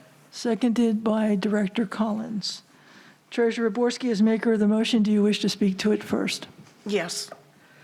The Best Friends Dog Club is a training dog club. It's their members bring their pets in to receive all kinds of different training.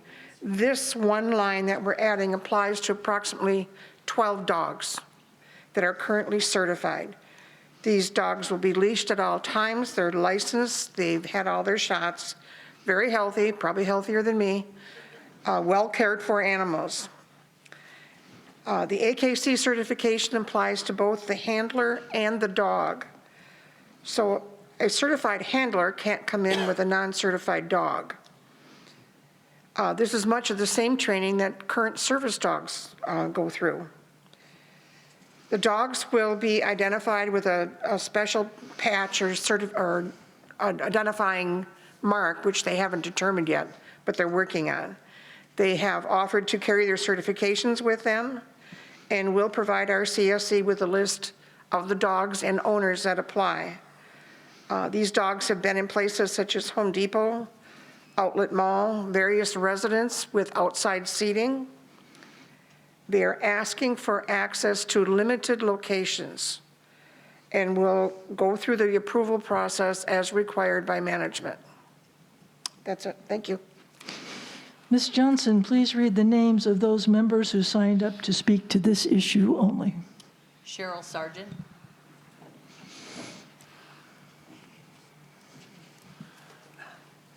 Good morning.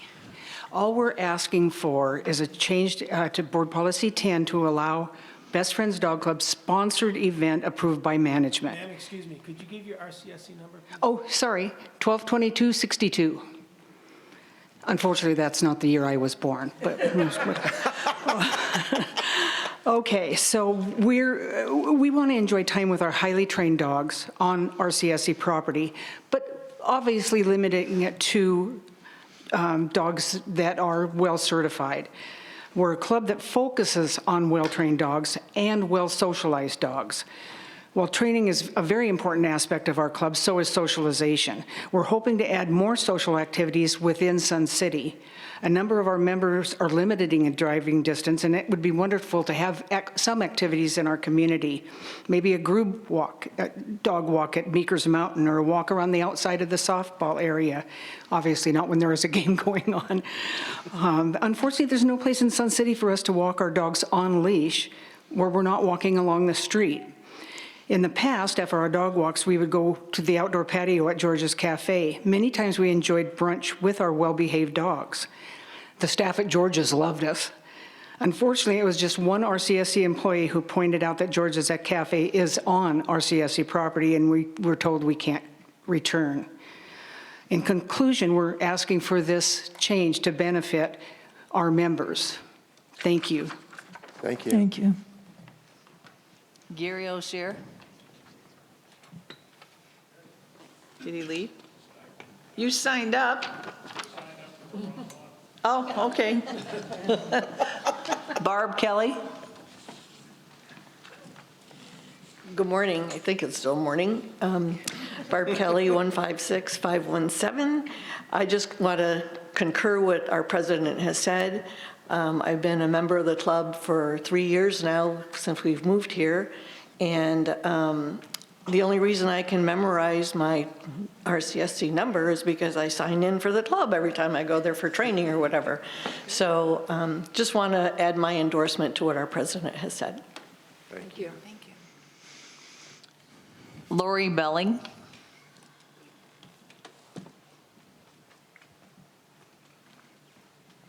Lori Bailing, 147066. Like Gary, I meant to sign up for item number 4. Can I switch? Sorry. Maybe when we get to 4. Thank you. Thank you. And the last person is Lisa DeAndrea. Lisa.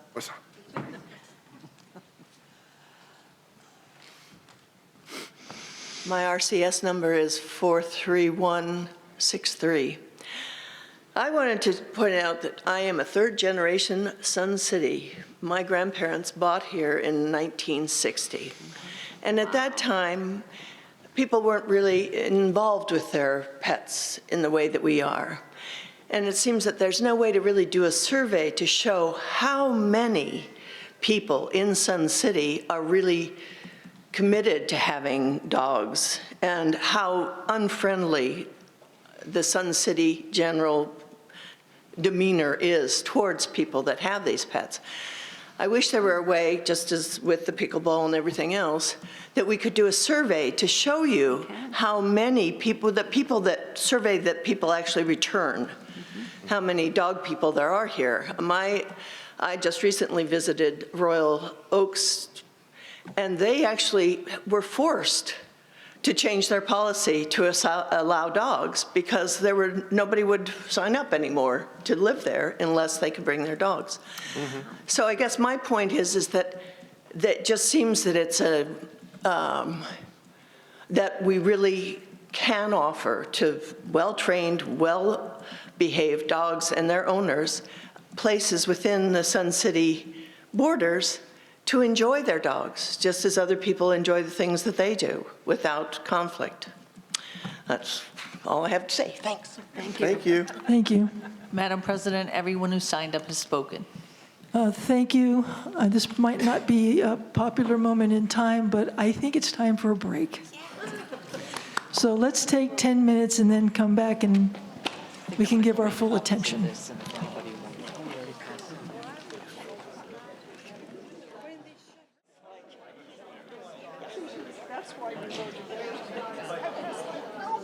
Okay, ladies and gentlemen, we will move back to the agenda. We have reached the point where there is director discussion on this motion. Do we have director discussion on this motion? Director Fast. Yes, Madam President. I just have one question that's for the general manager. And is this something that you feel you can manage without additional resources and try? Yes. Okay, thank you. I have a question. Secretary Totten. Couple questions, actually. I had warned Treasurer Borski I was going to ask her this, so she should be ready. You mentioned a sanctioned event. However, the president of the club said a sponsored event. I would like to know what the difference is. In my definition? My definition is there's no difference. If you looked up the word sanctioned, it says approved, sponsored. It's all the same thing. The club's office tends to use the term sanctioned. I don't know why they use that term, but they tend to use that. Okay, well, it's interesting you bring up the clubs because I have some paperwork here that are the instructions for clubs requesting an RCSC sanctioned event. And in that, it says that to request a sanctioned event, the club must submit the request. And what constitutes a sanctioned event is that the chartered club is entitled to one sanctioned event each year. The event must create good exposure, and the club must provide volunteers to assure the event is a success. So I'm not sure that if sanctioned is the correct term at this point. My understanding of the one sanctioned event would be like an open house, a sale, a tournament. And that's why they would have to provide volunteers to work it. If they do the second one, they would have to pay fees for it. The first one is free. So that would be a different kind of event. Okay, I also did my homework and went to the Best Friends Dog Club website. And they mentioned that some of their social activities include dog walks in parks and shaded neighborhoods. And they mentioned that so far their places they go are Rio Vista, and there was another park mentioned. Are the only places that we have grass in Sun City where they could walk? You're asking for 12 dogs to be able to do this? Am I correct? Yes.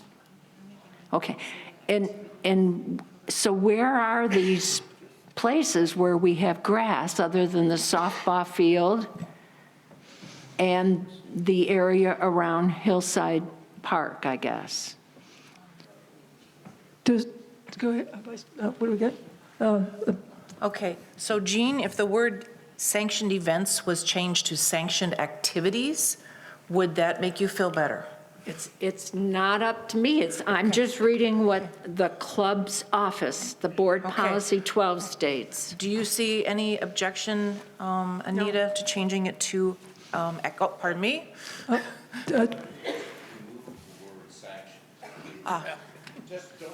Okay.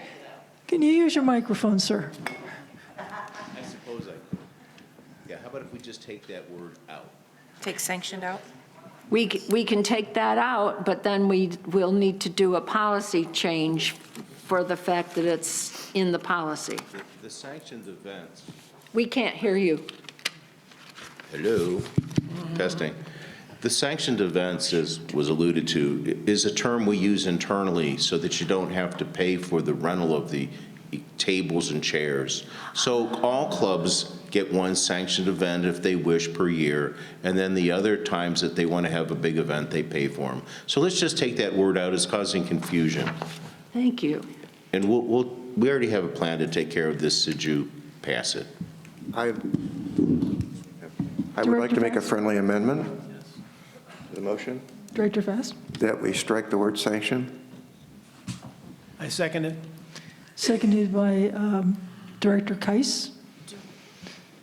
Do we want to change, friendly amend from events to activities, or, I mean, okay, all right, just wondering. Okay. Is there any discussion? I think that's pretty cool. Secretary Totten, please take the vote on amending the motion. We're amending the motion to strike the word sanction. Vice President McAdam? Yes. Director Fast? Yes. Director Keiss? Yes. Director Rickmeyer? Yes. Director Collins? Yes. Director Ruff? Yes. Director Borski? Yes. President Fimmel? Yes. And I vote yes. Unanimous. Is there any discussion on the amended motion? Seeing none, Secretary Totten, please take the roll call vote. Thank you. Treasurer Borski? Yes. Director Keiss? Yes. Director Collins? Yes. Vice President McAdam? Yes. Director Ruff? Yes. Director Rickmeyer? Yes. Director Fast? Yes. President Fimmel? Yes. And I vote yes. 9. By a vote of 9-0, the motion passes its first reading.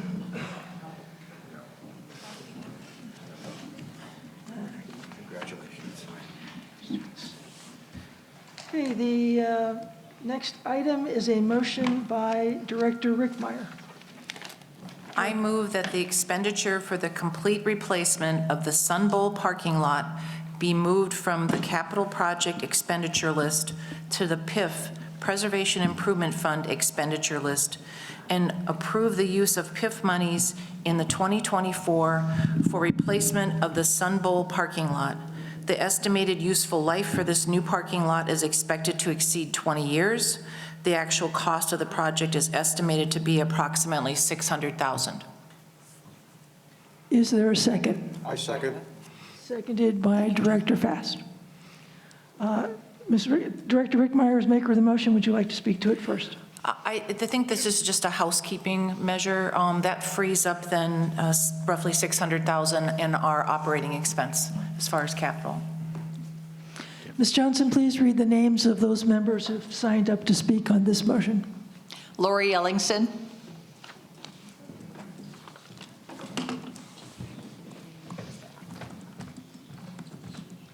Lori Ellingson, 133335. I am in favor of this motion. I think it is necessary and needed. My comment is make sure that you hire the right company to do the job correctly based on issues that we had at the Bell Rec Center when that was resurfaced. The quality of the material that they put down was not good. And my other concern is when you stripe for the parking spaces, that a lot of other centers, Sun City Grand, which is now The Grand, and Sun City Festival, they have stripes which would accommodate golf carts or cars, not specifically this area is only for golf carts and this area is only for cars. I think it would be a lot more equitable and fair for everyone. Right now at the Bell Center, there are so many spaces that are for golf carts only and not enough for cars. So if you could take a look at that when whatever company does the work, and that it's not specifically for just one set group. Thank you. Thank you. Madam President, everyone who signed up has spoken. Thank you. Is there any discussion by the directors? Yes. Director Fast. I commend management. This is a responsible thing to do. That parking lot has, it looks like it belongs in Ohio. So to do it now and to address the situation is going to be to everyone's benefit. Thank you. Thank you. I'd like to say something. Secretary Totten. I also commend the step that we're taking. However, I will have a caveat to any motion regarding things that we are doing going forward. I still feel that a master plan for anything should be really considered. I remember in the past, a member of the Long Range Planning Committee had the audacity to think that it would be a good idea to move the Sun Bowl to Lakeview, and then both of them, but it could be backed up to the Players Club. But okay. Any other, Treasurer Borsky? I have a question for Matthew. When would you see this project possibly happening? We generally try to do these in the summer, Okay. least use, and that's probably when we'll plan to do it, based She'll on its. try to avoid the concert series. Oh, yeah. Yeah, in Yeah. softball. Well, if you noticed last year, we tried to do all our paving in the summer, and that was we had 3 different pavers, and we did a test, and one of them we won't be using again. Well, reconstructing and repaving or surfacing are two different things. Additional comments by the directors? Let's go ahead and have the roll call vote, please, Secretary Totten. thank you, President Fimmel. Treasurer Borsky? Yes. Director Keiss? Yes. Director Collins? Yes. Vice President McAdam? Yes. Director Ruff? Yes. Director Rickmeyer? Yes. Director Fast? Yes. President Fimmel? Yes. And I vote yes. It's 9 in With a vote of favor. 9-0, the motion passes its first reading. I do have a question, though, because the board has been approached about timing, and Treasurer Borsky just asked the question, is there a need for this to be, for us to vote to move this forward now, or can this wait for a second reading next month? I think in order to get it done in a timely manner, we should waive the second reading, because another month will push us further out. I mean, it's not like we're going to have this done immediately. We have to go to contract, we have to have the specs, so that takes some time. We're already basically in March, so a couple more months, we get that ready to do this summer. If we wait until the next board meeting, which is the end of March, it'll just delay it. So unless there's some controversy over paving it, I would suggest we waive the second. Madam President? Director Fast. I move that we waive the second reading. Is there a second? I second. I heard Director Keiss She can have first. Seconded by Director Keiss. Is there any discussion? Seeing no discussion, Secretary Totten, please take the roll call vote.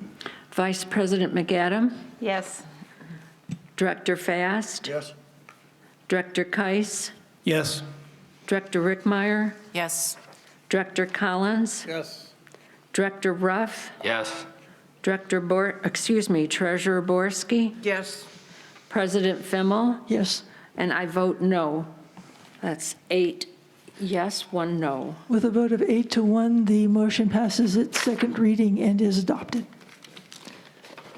The next motion is from Director Rickmeyer.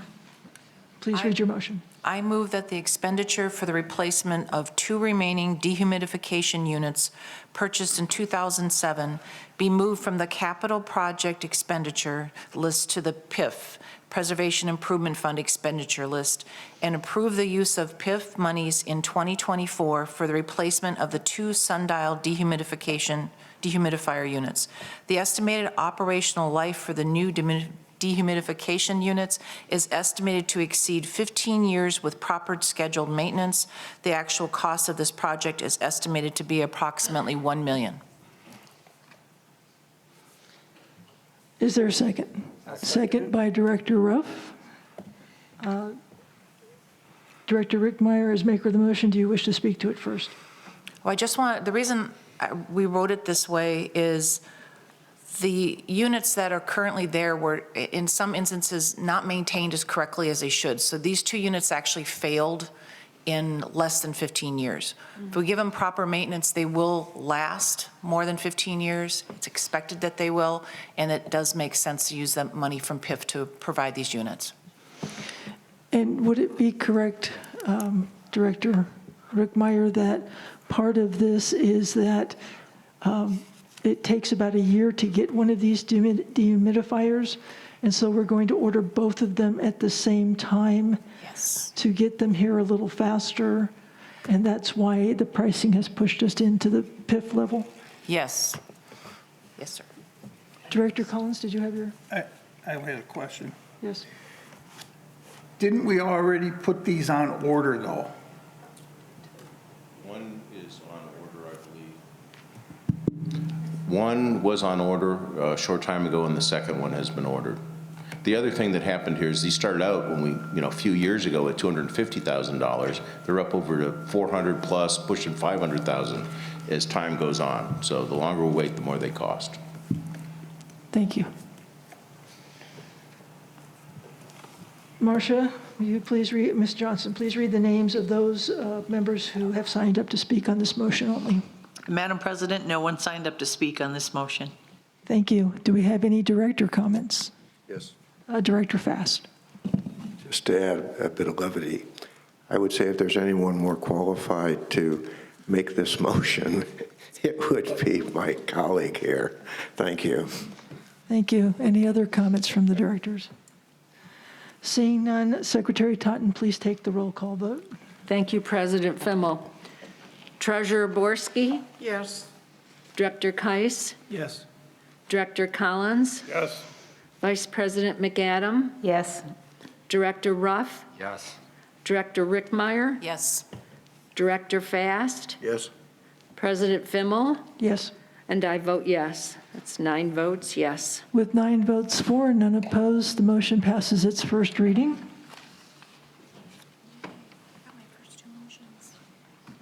Is there any need for further?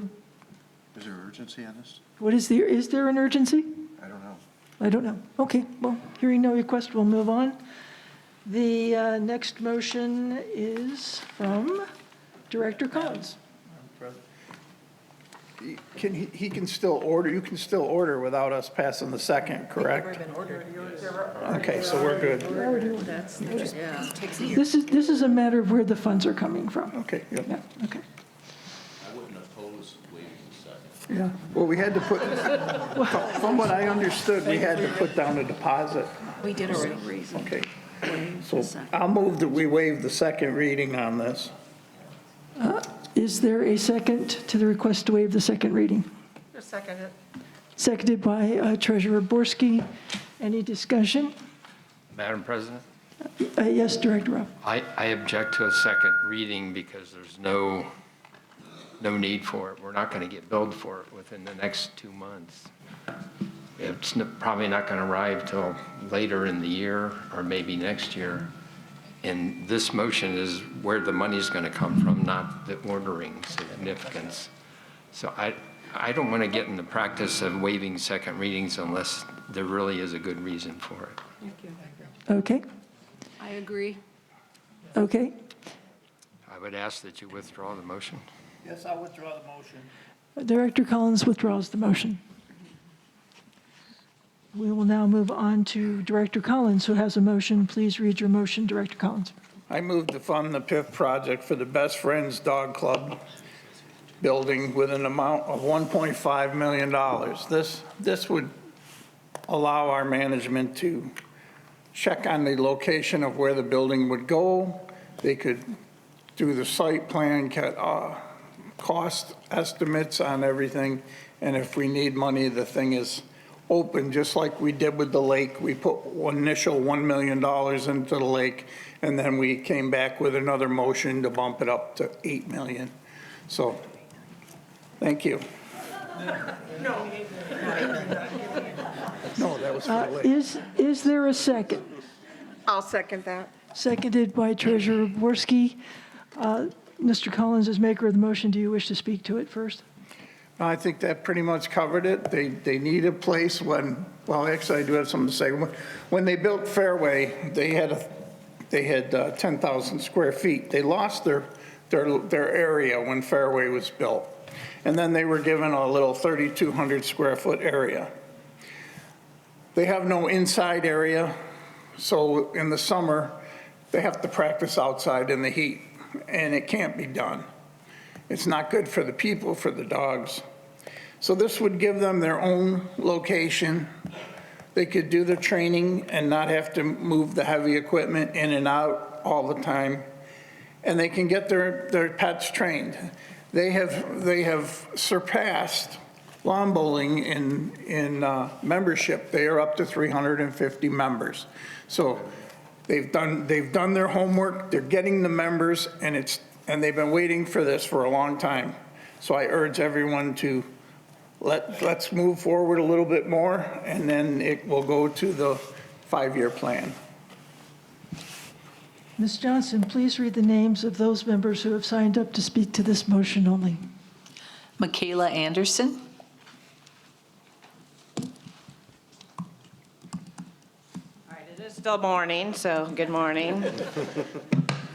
My name is Michaela Anderson, 170155, and I'm kind of brand new to Sun City. Just moved in about 6 months ago. I was super excited when I saw that there was a dog club. I've rescued several dogs throughout my lifetime, and I just got a baby Papillon that I want to actually get in agility competition. So I took one of my dogs to manners training last time, and it was wonderful. But it is a very small little area to train in, and it would just be super exciting to have a big area where we could do a full agility course for the rally-o, for just everything, and especially in the summertime. You look around, everyone's out walking their dogs right now. In the summer, as you say, we can't do that. It's way too hot. We have nowhere to go. So I just think this would benefit so many people, and it would be a lot of fun. So thank you for listening to me, and that's, I guess, about it for now. Thank you. Cheryl Sargent.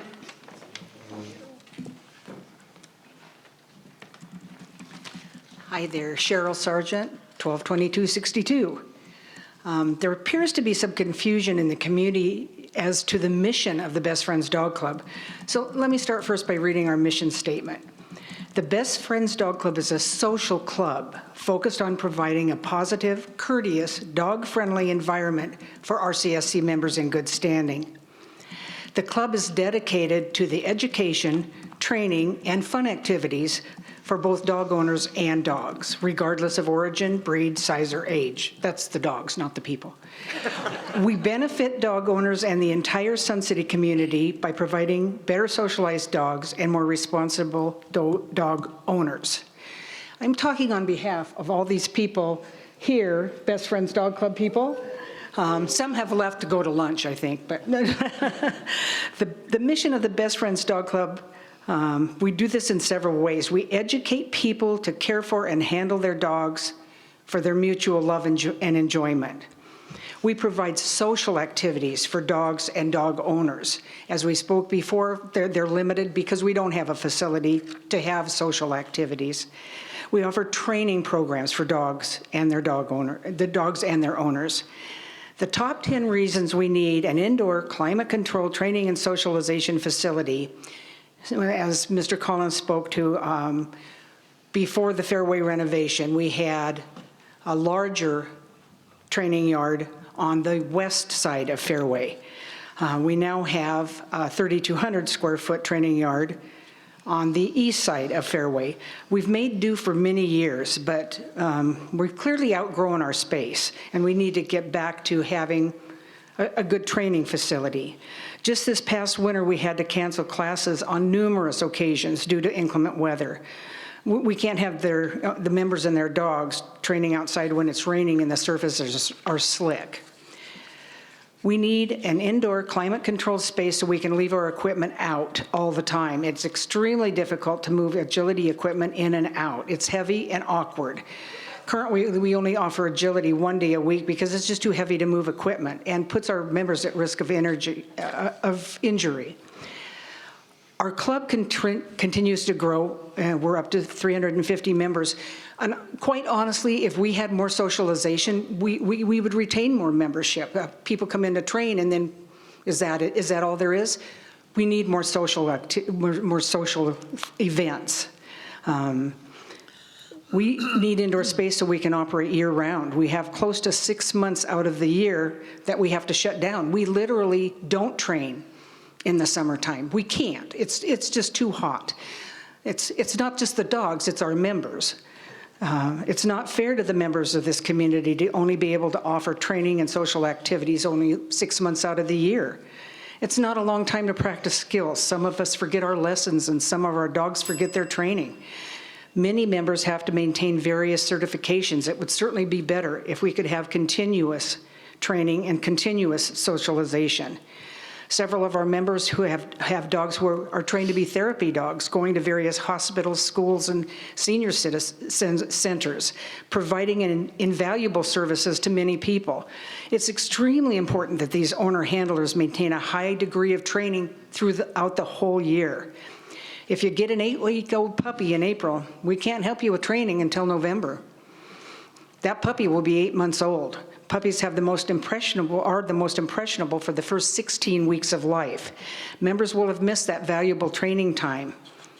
By then, puppies will have developed bad habits that will be harder to correct. We have a built-in program of high-quality trainers, certified trainers, at an extremely affordable price. We're constantly getting inquiries from Sun City West and Sun City Grand, people wanting to take our classes because they don't have a program like ours. You can't get this high quality of training anywhere in the valley for what the Best Friends Dog Club can offer the members of Sun City. Statistics show that more and more people have dogs.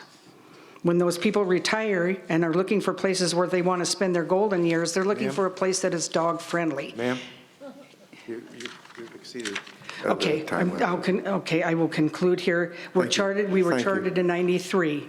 So 31 years ago, we're looking for our facility. Thank you. Thank you very much. Thank you. Gary Osier.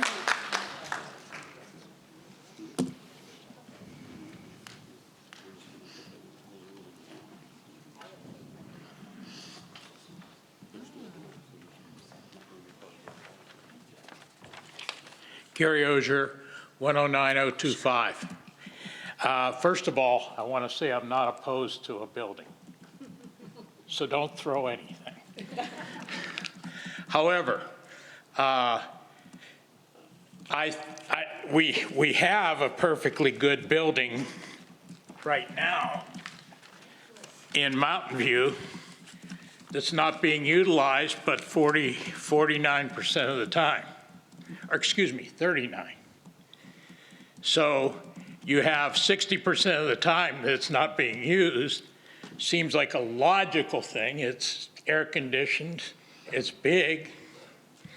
Seems like a logical thing, because I lead to my next thing, that we need a comprehensive plan in place to tell us where these things should go. We shouldn't be spending this kind of money on, I want it here, or I like it. We should know where we want to put it.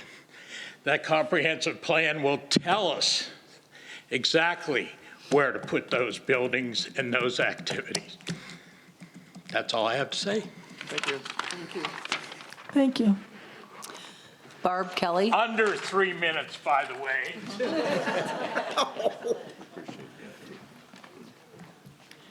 Barb Kelly, 156517. I defer my time to President Cheryl.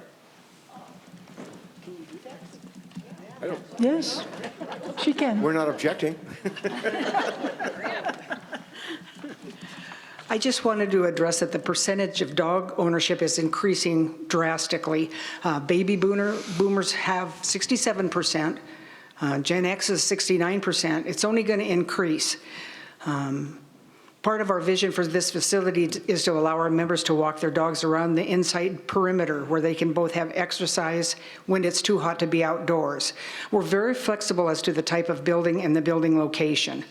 Our building could also serve as an emergency shelter should there be a heat emergency, a place residents could take their pets, and we wouldn't be limited to just dogs. Of course, pets would have to be in some kind of a carrier or crate, but we could house a lot of animals that would otherwise have no place to go. Best Friends Dog Club was chartered in 1993, 31 years ago. We've been asking for an indoor area to train and socialize with our canine family members since 2019. In 2022, we were finally added to the PIF.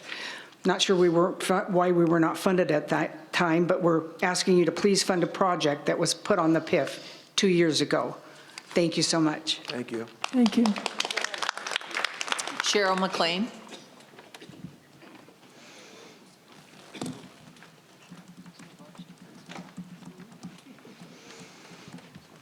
Good morning, Cheryl McLean, 100212. I agree with these ladies and the gentleman that we do need a facility, and I would like it that you said 5 years, that it be put on that maybe we'd get it in 5 years. I would sure hope after all this time it would be available to us sooner. And there's a lot of buildings out there that I know I brought up in the past, and I did not know if you had checked any further to see if those are still available and at what price they would be asking. And that was up at the corner of 99th and Union Hills. There's an empty storefront there that's been empty since we have arrived here 18 years ago. And then also Union Hills Country Club. I do not think it's still being used, and I'm not positive of that. So those are two facilities that would be a possibility that I know of right now. So thank you. Thank you. Thank you. Lori Ellingson.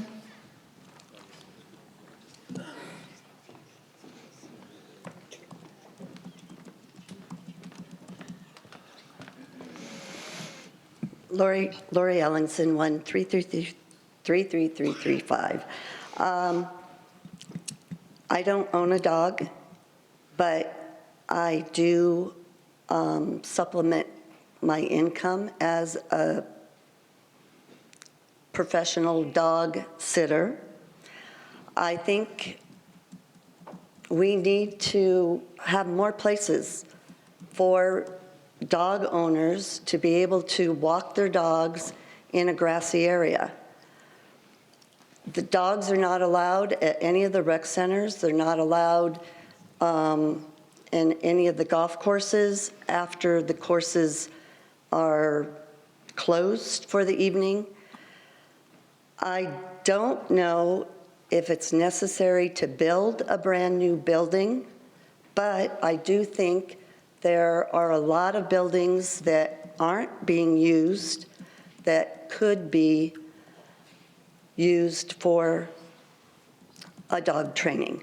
So instead of spending a lot more money to add an additional building, take a look and see where we can do that.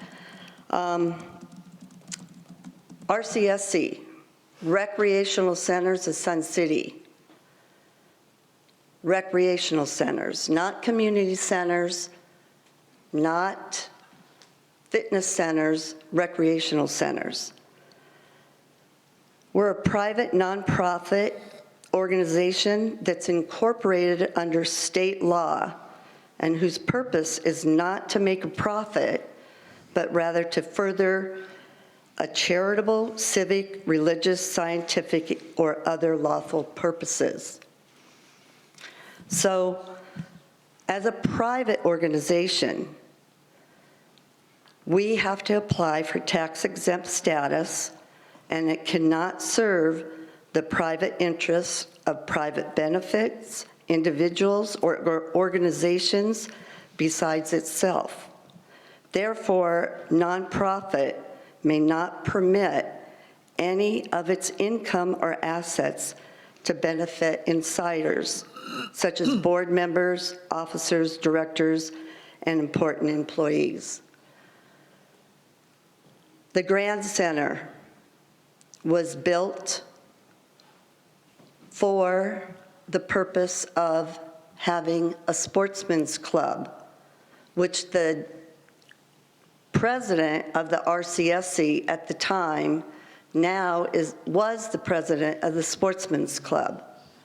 Don't allow that same mistake to happen again. Thank you. Thank you. Thank you. Alyssa Deandra.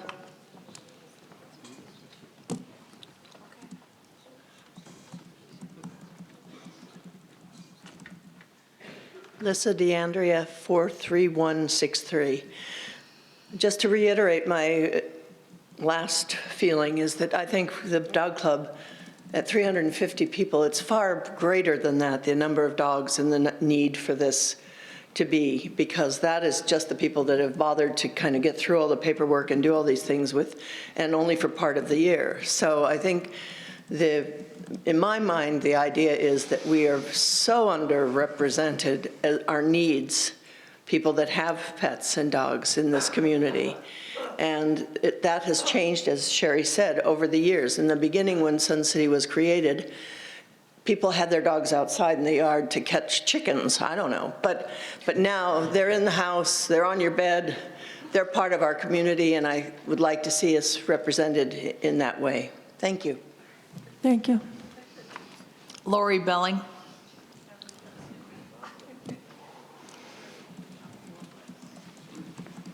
Laura Bailey, 147066, thanks for moving me.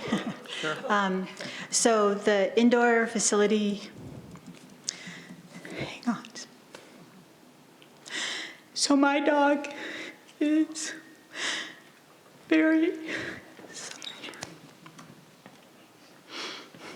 my dog is very important to me. My husband passed away last fall. And without my dog, I don't think I would be here. And so since then, all my friends in the dog club and in other clubs have formed my social community, and I'm doing 3 dog classes a week. I'm doing other social activities with individuals and with the club every week. And I am dreading the summer. And so I realize that by the time something actually happens, I will hopefully be in a better place. But anyway, it's just, dogs help widows, and social connection helps widows and widowers. I don't mean to be gender anything. Also, so that's another aspect of our community. Has, of course, a lot of people in my boat, and so there might be a lot more benefit. Okay. Thank you. Madam President, everyone who signed up has spoken. Thank you. Okay, let's move on to, I'm sorry? May I make a comment? Oh, Treasurer. I just want to thank you for coming forward. Sometimes we all forget how important our clubs are. There are people that are housebound or living alone or have gone through some tragic event, and their club is their life and probably keeps them alive. And I think we all need to remember that. Thank you.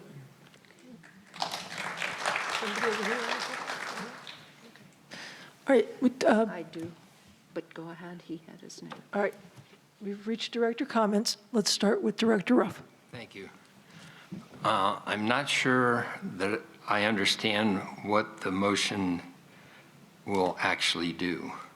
So if we move to fund it, does that mean this fiscal year? That just means in the future sometime?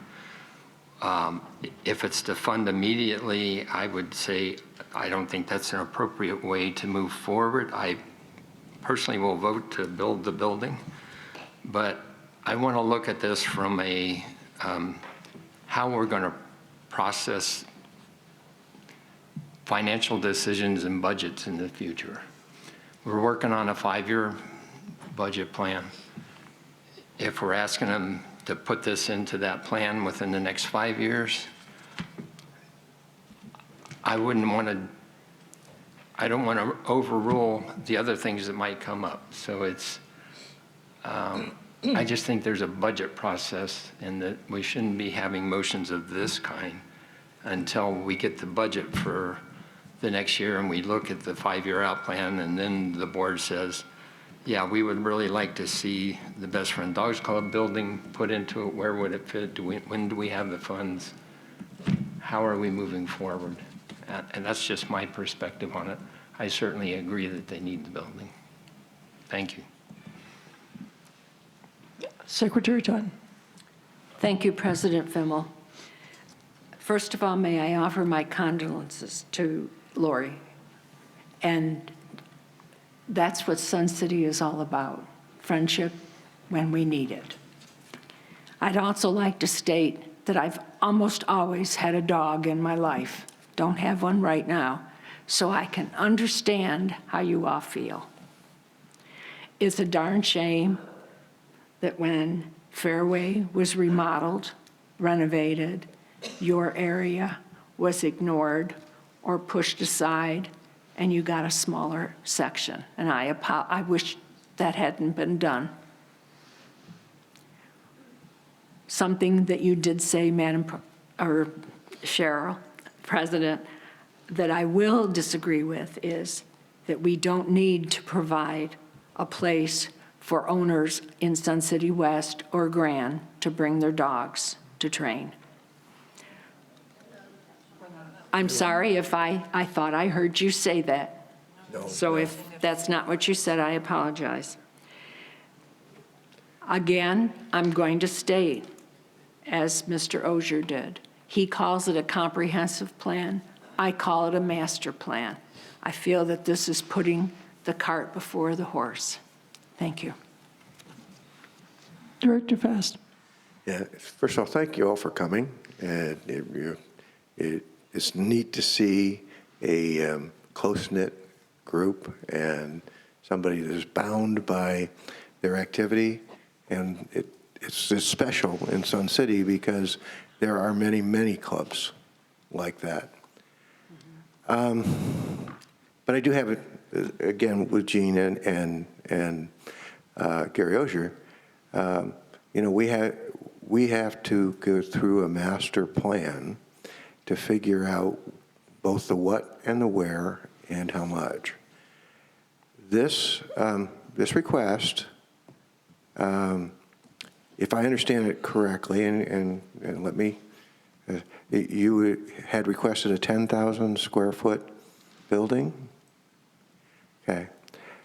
Based on the construction costs that we recently received, that's $7 million.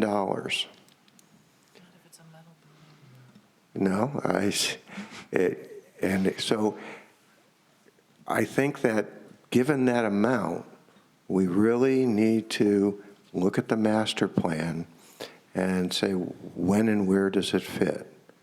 And I vehemently disagree with putting placeholders on our budget, because then we end up with 20 placeholders and we've spent our money 40 times because every placeholder is so small. So anyway, I thank you again, and my condolences, and I am a dog person as well. So not currently, the only dog in our house is me. So thank you. Director Collins. Yes. This is no way going to be a $7 million building. I've already looked at some metal buildings, and we would be well below even what I'm asking for. This is just so that management can get started, make sure that the area which they wanted, the site that they think would be good is adequate, can be the study done to make sure everything is good. It puts money up. And we're not asking for the Taj Mahal brick building, a metal building is what we're asking for. So it would be the cheapest building that we could get and meet the needs of the club. Thank you. Director Fast. I guess a point of order that when somebody does research and brings a question up before the board, it's assumed that the board all has the same information, that we know whether it's metal, whether it's block, what the cost is, and the fact that what I've just heard is that you know the cost, and the rest of the board doesn't. Madam President. Director Collins. I did not say I know the cost. I do not even know the exact location. This is I said to get management the money in there, just like we did with the lake. We put money in there to get it going where they could hire the contractor and take care of things. This is the same way, to get the answers, to find out, and then it would be get it into the 5-year plan when it would be built. So don't try to put words in my mouth. Point of order. You have Excuse no me, right to call a gentlemen, point of Director order. Collins, Director Collins. Point of order. We will, Floor, don't I? Director Collins and Director Fast, we will be civil. We will keep an orderly meeting. Okay?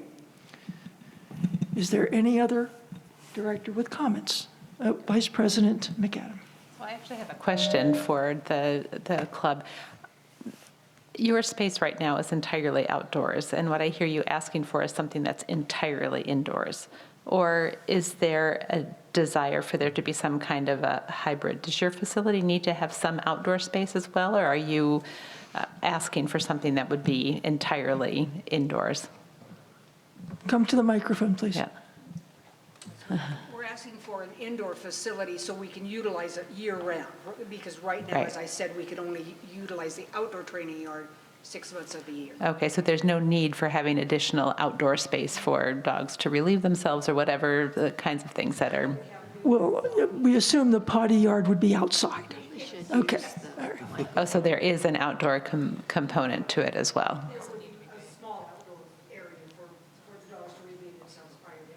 Okay, all right.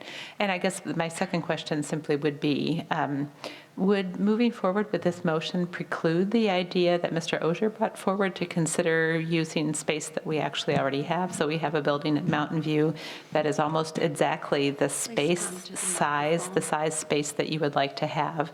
So actually, this is not a question so much for you as it is for the board right here, is would moving forward with this motion preclude the possibility of considering what Mr. Ogier had presented? No, I don't think so. All we're trying to do, I think, is to take something that's been on a PIF, not exactly sure why it didn't come with a price when it was put on the PIF, but it's been sitting on the PIF for 2 years unpriced and unacted. And I think what this club is trying to do is to provide information on what it would cost to produce this and to get an action to move forward on producing it. Madam President? Director Fast. Given the back and forth we have, and Mr. Ogier's, thank you for that suggestion, it seems to me to be wise to table this motion until our general manager can advise whether Mountain View, which is almost not used at all in the summer, could be available on a part-time basis. And I'd like to add that I don't know where we're going to put this. We all talk about putting up a 10,000 square foot building, but to my knowledge, I didn't think we had any room left? We do. We do. Yeah, I'm not sure how that relates to the motion, but. Okay, yeah. So, were we tabling something? I'm going to move to table this motion until we can confer with management as to whether or not Mountain View could be used almost immediately by the dog club in the summer. Is there a second? I'll second. Call second Director Ruff. And I'd like to comment on, maybe rather than tabling, that we postpone it. I move to amend that to be postponed. So if it's postponed, it automatically goes on the agenda for the next meeting. A tabled motion doesn't do that. So which are we doing? I move to postpone and withdraw my motion. Do you withdraw your second? You withdraw your second in favor of a motion you are making to postpone? Yes. Is there a second to postpone? I will second. Second by Director Fast to postpone. And by postponement, this will automatically appear on next month's agenda. Yes. Good point. Discussion. Yes. I have a question. If we possibly are going to consider Mountain View for the summer for the dog club, will that have any effect on the motion we just passed to hire someone, to an architect or an engineer, to study the Mountain View building to see if it's suitable to be remodeled? We don't know if that's structurally sound yet. Let's hope they're dog-friendly, whoever comes. I mean, is this going to cause a problem between architects and engineers and, okay. No. I do have a question, though. So you would have this group stay in their current location during the non-summer hours, even though they've outgrown the area, and then have them move to this area at Mountain View for the summer. Am I understanding that correctly? I'm saying that could be explored, and it seems like a win-win, and you're not going to wait 5 years for the facility, and RCSC wouldn't be spending $7 million. So I don't know, as far as would you move them? I don't know, because, over at Mountain View, there's a huge area where a thermal, solar panels that needs to be torn out. It's outside. Yeah, and what we're saying is, maybe you want to use that outside area too, because we don't have any element to do with that. But I think that was to your point, that's already slated for something that's in the Mountain View project, correct? I'm just wondering if we have a conflict here. I didn't see anything on the Where's Mountain that? View project that's going to go in. You spoke earlier today about the activity pool, the sports pool. Well, the whole area at Mountain View is being reviewed. True. Could we include this in the review? That's true. Well, let's, Director Kais.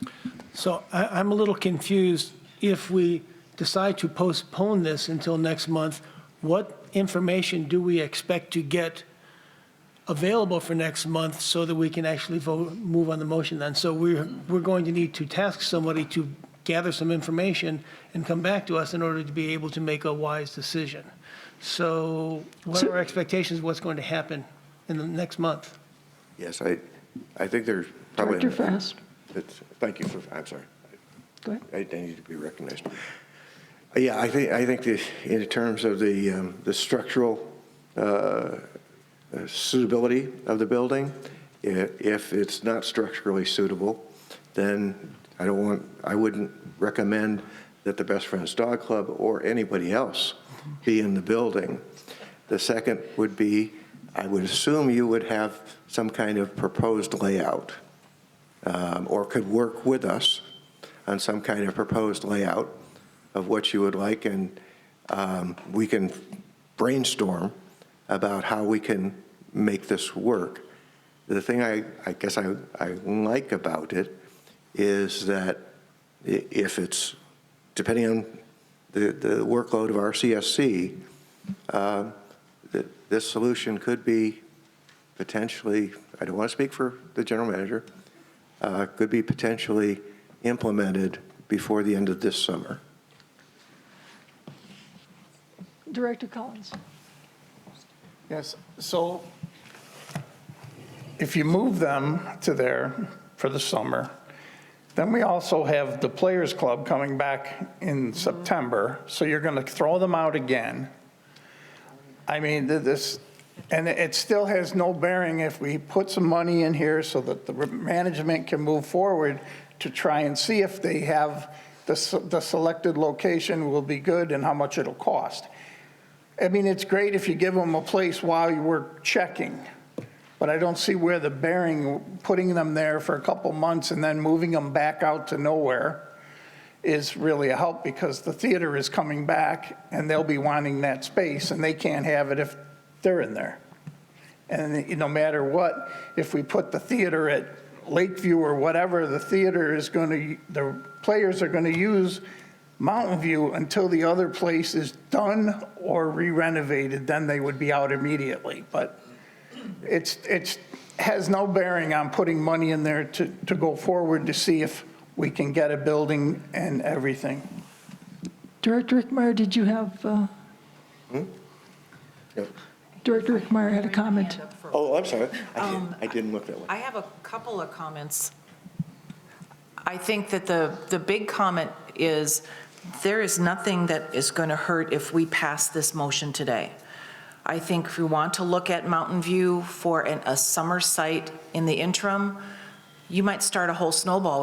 We'd have a whole crap load of equipment that would have to be relocated, and then when there's a performance, it'd have to be relocated back or tucked away. There isn't a lot of storage space at there. Let me finish. Okay, all right. So also, I mean, I can appreciate that you were trying to come up with an instant solution, but that's all that's doing is just putting a Band-Aid on things. So please speak to the motion. As I said, I believe that we should pass this motion today. Thank you. And everybody else has been allowed comments. I should be allowed comment as well. You are. Proceed. Okay. With regards to if we did this, if they moved them, that building has issues, electrical, only one restroom. There's a number of issues. I don't know that it would even temporarily meet their needs. It would need a potty yard somewhere. Yes. So that's it. Treasurer Borski. I think we've got two issues going here, and we're getting them confused. The motion is to put money into a PIF fund to let management go out and see if they can find a building. The second thing is, could Mountain View work for this summer? We don't know that at all, because there are movies there, there are plays there. We don't know what that building has been reserved for. If we want to think about that, that's a whole different issue and needs to be dealt with separate from this motion. Director Ruff. When I first spoke, I asked what the vote actually means, and I still haven't received an answer. Does that mean we're funding it in 2024, or we're putting it in the next 5-year budget? What does it mean? It means you're funding it, and it means that there's the potential to move forward. If you want to know what that means, there are some people on a PIF that are still waiting for a project to be done. So Okay. you can take that for how you interpret that. I can vote for it under those circumstances. Okay. Director Fast. Yeah, so what I understand the motion to be is that we are authorizing expenditures by the general manager out of the PIF fund at his discretion to investigate a new building. If that is the case, I would say it's premature that, one, the last PIF budget that we saw had every dollar dedicated. And this was on at zero. So to put more money on the PIF without knowing what the 5-year plan is going to be, what the amount of money available is going to be, I just don't think it satisfies our fiduciary responsibility. Director Collins? We did have a motion to postpone it. Yes, We're having that discussion. Okay. Director Collins? I'd like to call the question. Well, let's do them one motion at a time. Right now, there's a motion to postpone. Is there any further discussion under the motion to postpone? I have a question. Treasurer? If we postpone, what are we planning to do? Talk about it again next month. We'll have time for management to look potentially at where they could put it and maybe what the range of costs might be. And when it might fit in the 5-year budget. Isn't that what this motion does? I don't think we need a motion to do this. We should ask the general manager to give us feedback at the next meeting on whether he thinks this fits into the 5-year budget. It may or it may not. If we do that, we can't do this. We're trying to do this without any of the background pieces to know what to do. So I think we just ask the general manager to give us the information that we need to make a reasonable decision. That's more important than voting for this right now, because we don't really know if it's functional or not. And if I may. One final question. I don't know the history of this, so by asking the general manager, are we, and not funding the task we're giving him, is that something we normally do, to take time and effort and research and study without funding him to do that? I guess that depends a little bit about what he actually will do. Gleaning information may not have a very large cost to it. Okay. If he determines that there's going to be a large cost to it, he should probably let us know that. Okay, thank you.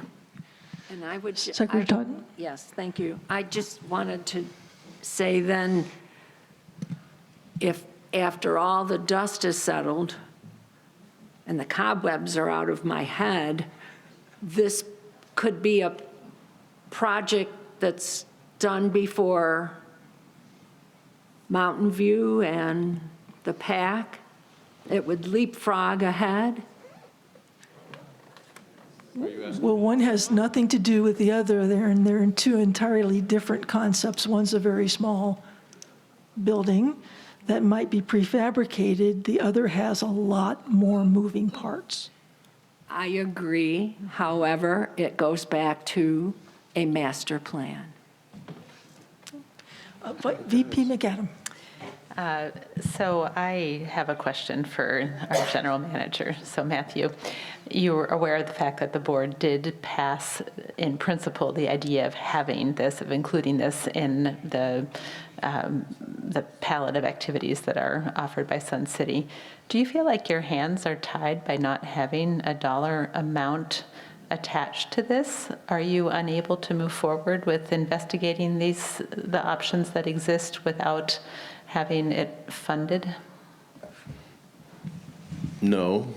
In my previous role as project manager, this came up on the list, and we knew it was unfunded, so I went out and I looked around with some other people, and we found a location that we thought would work.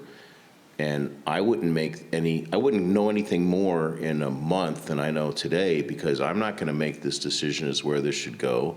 This is part of the team that we have working on the 5-year plan.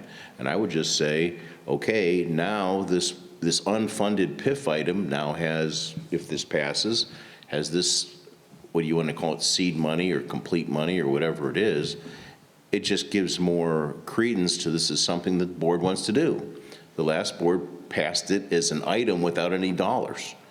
So we still looked at it. I know where I would suggest that we look further at putting it. And then if we want to go down that path, I'd get a rough order of magnitude cost on it and different options, no different than any other project. But I would not make the determination of whether we, accelerate it to this summer or we do it next year or whatever. I would leave that up to the people that I have working on that. I've got a group of about a dozen people actively working to try to come up with these things in the next few months. So I wouldn't circumvent that. I would just maybe say, okay, now we have some money that we think is available. But that old PIF plan from a couple years ago, as far as I'm concerned, I'm not tied to it at all. I'm going to come up with what I think the best uses of our funds are based on the committee that's working on that now, or the team. Does that answer your question? Yes, thank you. A follow-up question, if I could? You said you've been working on this for some time, and you have a location identified? Yes. Where is that? It's at the Sun Bowl between the retention pond and the monopalm cell tower. Okay. So the back corner. And I've also looked into turning that retention pond into a grassy area. I've asked for some costs on that. So, in spite of what we do official in these meetings, I'm doing a lot of other things, too. Oh, absolutely. Absolutely. But I will also remind you that you are authorized to spend what the board authorizes as a budget. I understand. We will take your recommendation, but the authority to spend is based in the board. Thank you. Any more comments? Seeing none, we will take a vote on the motion to postpone.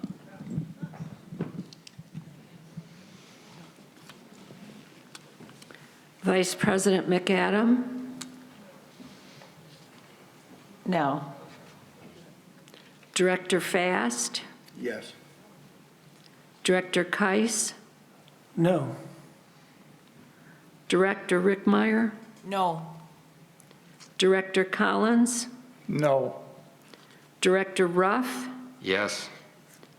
Treasurer Borski? No. President Fimmel? No. And I vote yes. 6 against, 3 for. 3. So we will not postpone, and the discussion will continue on the motion. Madam President, I think A couple of us have appointments. Director Collins had tried to make a motion to call the question. So, want to make a motion? Yeah, I want to call the You're question, please. calling the question? Okay. Is there a second? Do we have, I second it. second by Director Keiss. Discussion? No discussion. Okay. Secretary Totten, let's please take the roll call vote.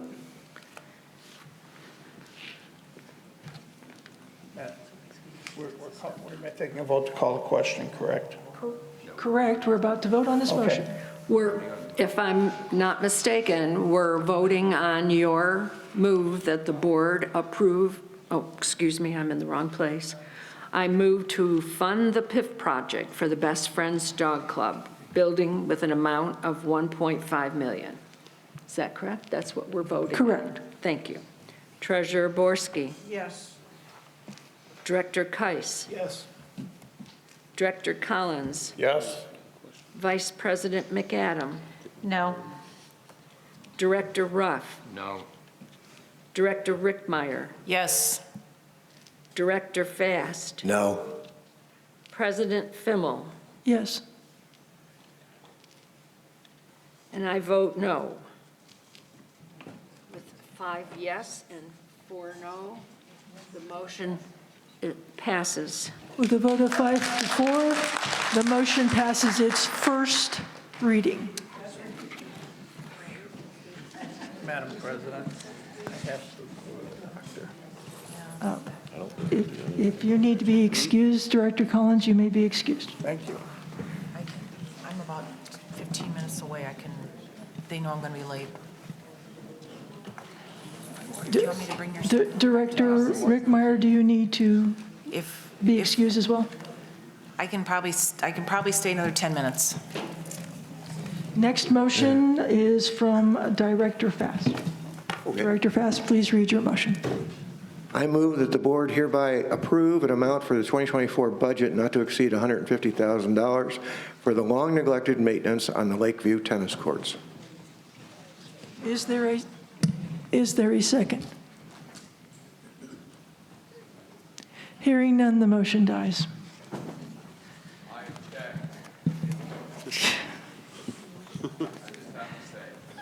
Yeah, hear you. Noted.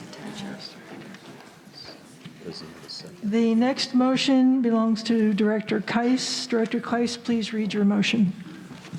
I move to amend Board Policy Number 17 titled Golf, section titled General Rules and Regulations as follows.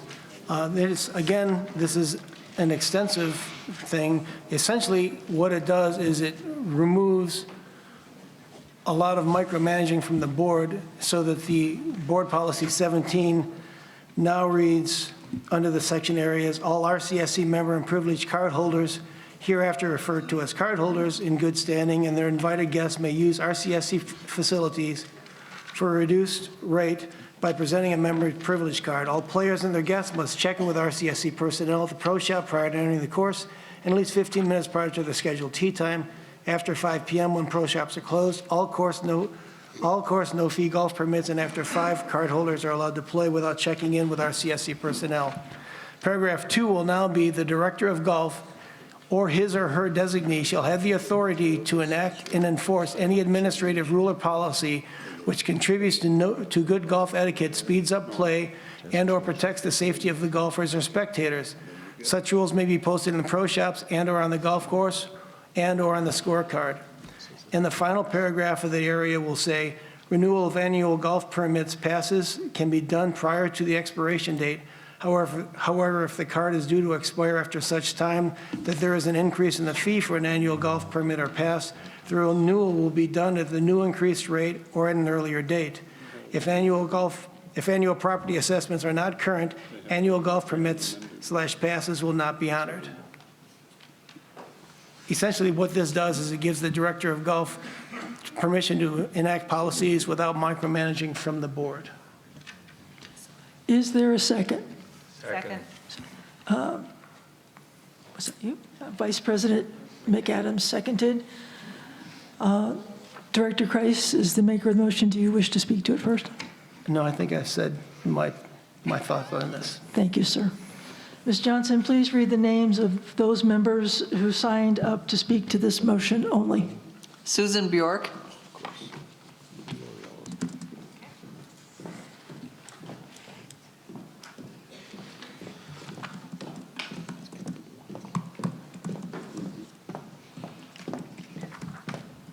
Susan Bjork, 112-650.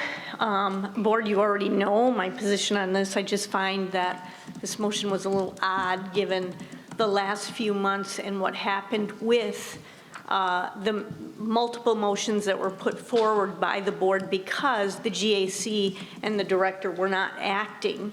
And so that's what called forth those motions.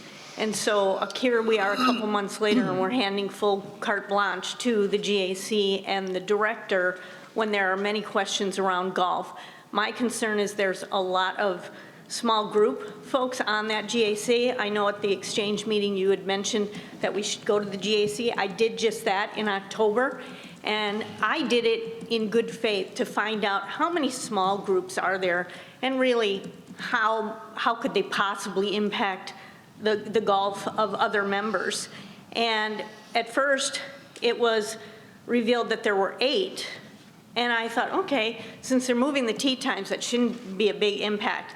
Then later in the meeting, it was brought up that there's 7 outside, which I was corrected that they're not outside, but clearly Chris said they were outside, and I asked a qualifying question. So are you telling me there's 8 or 15 small groups of 30 or more? And in that discussion of the outside groups, it was mentioned that the one outside group had 70 plus members. So I'm calculating this in my head going, okay, 8 to 15, that is a little excessive as far as we don't know how many people are on these in these groups, so I could only surmise as to maybe 45, given one has 70 and, you know, it's a minimum of 30. That's almost 700 golfers. Well, a golf course based on standards, it only allows for 300 golfers to go through a day. So that's a significant amount. But furthermore, if you look back at the exchange meeting, they're looking to keep the pass fee down. I don't want to subsidize daily golfers. I want, and not only that, it was mentioned we don't want our golf courses to look nice like Sun City West, or it bodes in the wrong direction. And to send me the GAC and then to management, and I was denied confirmation of that 15 number that I clearly heard. And we should understand, if there's a need for this, great. Let's figure out the best way to go about it. But I don't think that 30,000 homeowners should be subsidizing daily golf for the other members. You can't get a yearly golf pass for what we charge. And then the outside members also have that annual pass. So we're subsidizing outside people with a cheap annual pass. I'd like to understand what those small group golf people pay on a per round basis. That's my point. I think you're handing it over a little bit prematurely because there's still a disaster in the golf game now. Thank you. Thank you. Lori Ellingson. Okay. John West.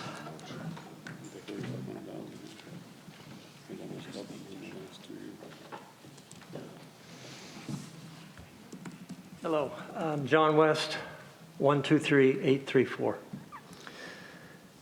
This has been a long meeting. Lord have mercy.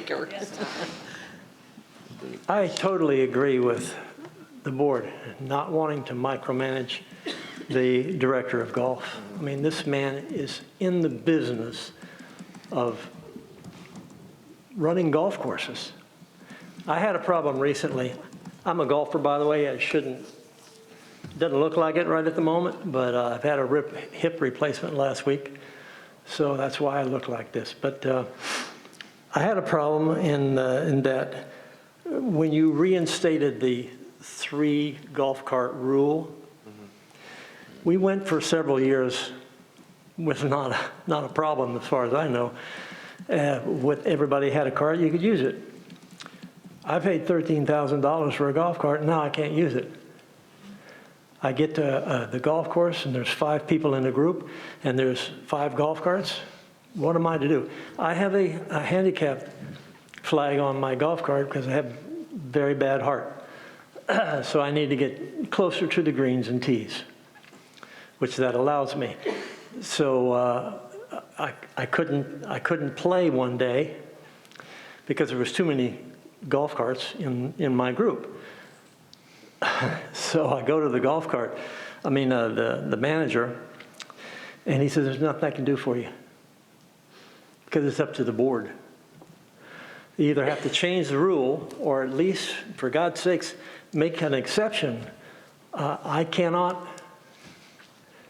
throw my stuff onto somebody else's golf cart, and I'm not going to have anybody else come into mine. My immune system is screwed up. I need to be an exception to the rule. All rules are not cast in concrete, or at least they shouldn't be. This rule needs to be done away with, or at least given to the golf manager to have the ability to say, okay, this is an exception. He has a situation in his health that he can't help. He can't be making decisions for other people. So at least give the golf manager the ability to make an exception in an exceptional case. Thank you. Thank you. Thank you. Madam President, everyone spoke who signed up to speak on this motion. Thank you, Ms. Johnson. Director comments. Treasurer Borski.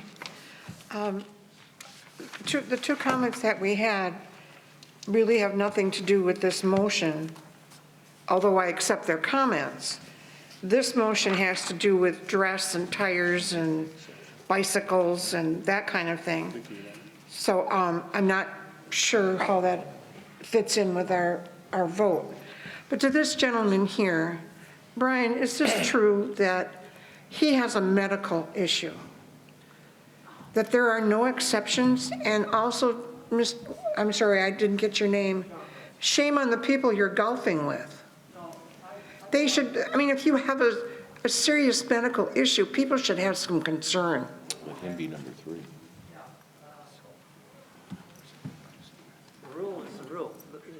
They say, you know, there's only, I go online and get a tee time by myself. I'm not in a group. And so when I show up to the golf course, I don't know who I'm playing with. And there may be 2 golf carts or there may be 5. I can't say, okay, you and you guys bunk up and go together, and you, so that I can have my own personal cart. I can't do that. As a golfer, if you were golfing with me and I'm a golfer, I would say, listen, take my spot. I won't take a cart. Yeah, that I would doesn't walk happen. the course before I made you have to give up your cart. Yeah, well, that doesn't always happen. There's not always considerate people on the golf course. I understand. Sometimes they're not, let's just put it that way. I understand that. Okay.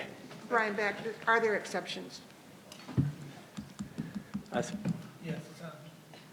You're on. Am I on? No. I don't think You're so. not. I'm going to try this one. Sorry. Director Borski, currently, the way board policy is written, there are no exceptions, which is what I explained to him. You know, as I tell my staff that if it's in board policy, we don't have any authority to override what's in board policy. This changing, taking it out of board policy would give us the ability to make minor adjustments on the fly to possibly accommodate situations like his, if that makes sense. I understand. Can your staff ask a 5-some if someone would be willing to give up their cart so that he could use his? That would be the process, yes, you know. Okay. And that process can happen? Yes. Okay. And that was the way the process worked prior to COVID. Is, Okay. you know, we were dealing with these types of issues prior to COVID. It's just that people had become used to the COVID rules and. I understand 3 carts is 3 carts. Yeah. But maybe someone else could be approached. You know, the one thing that we were considering, you know, we already have a handicap card process in place that allows people to operate outside of the normal golf rules when it comes to cart usage, and there's no reason why that couldn't be rolled into the how many carts are in a group portion of it. So. Thank you. Thank you for your comment. Thank you. Director Fass. Yes, I have a question. Is this being recommended by the Golf Advisory Committee? Yes, we brought the motion forward to them, and it was passed by an 18-to-1 vote. Thank you very much. All right, seeing no further comments, Secretary Totten, please take the roll call vote. Thank you, President Fimmel. Treasurer Borski? Yes. Director Keiss? Yes. Yes. Director Vice President McAdam? Yes. Director Ruff? Yes. Director Rickmeyer? Yes. Director Fast? Yes. President Fimmel? Yes. And I vote yes. It's 8 yes. 8 yes. 8 yes. Motion passes its first reading. All right, that concludes our motions. The next exchange meeting is scheduled, it will be here in Sundial on March 11th at 9 a.m. The annual member meeting will be here on March 12th at 6 p.m., and the next meeting of the Board of Directors will be here on March 28th at 9 a.m.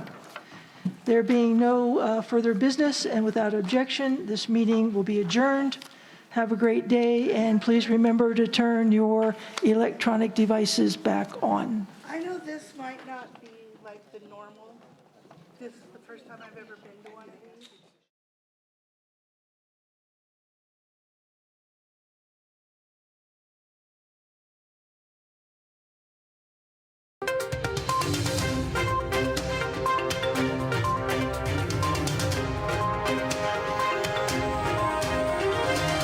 This is a copyrighted production of the Recreation Centers of Sun City Incorporated and is intended for the sole purpose of informing our Recreation Center members. Any duplication, copying, transmission, broadcast, or use, including electronic and social media, is strictly prohibited without the prior written consent from the Recreation Centers of Sun City Incorporated. Thank you for watching.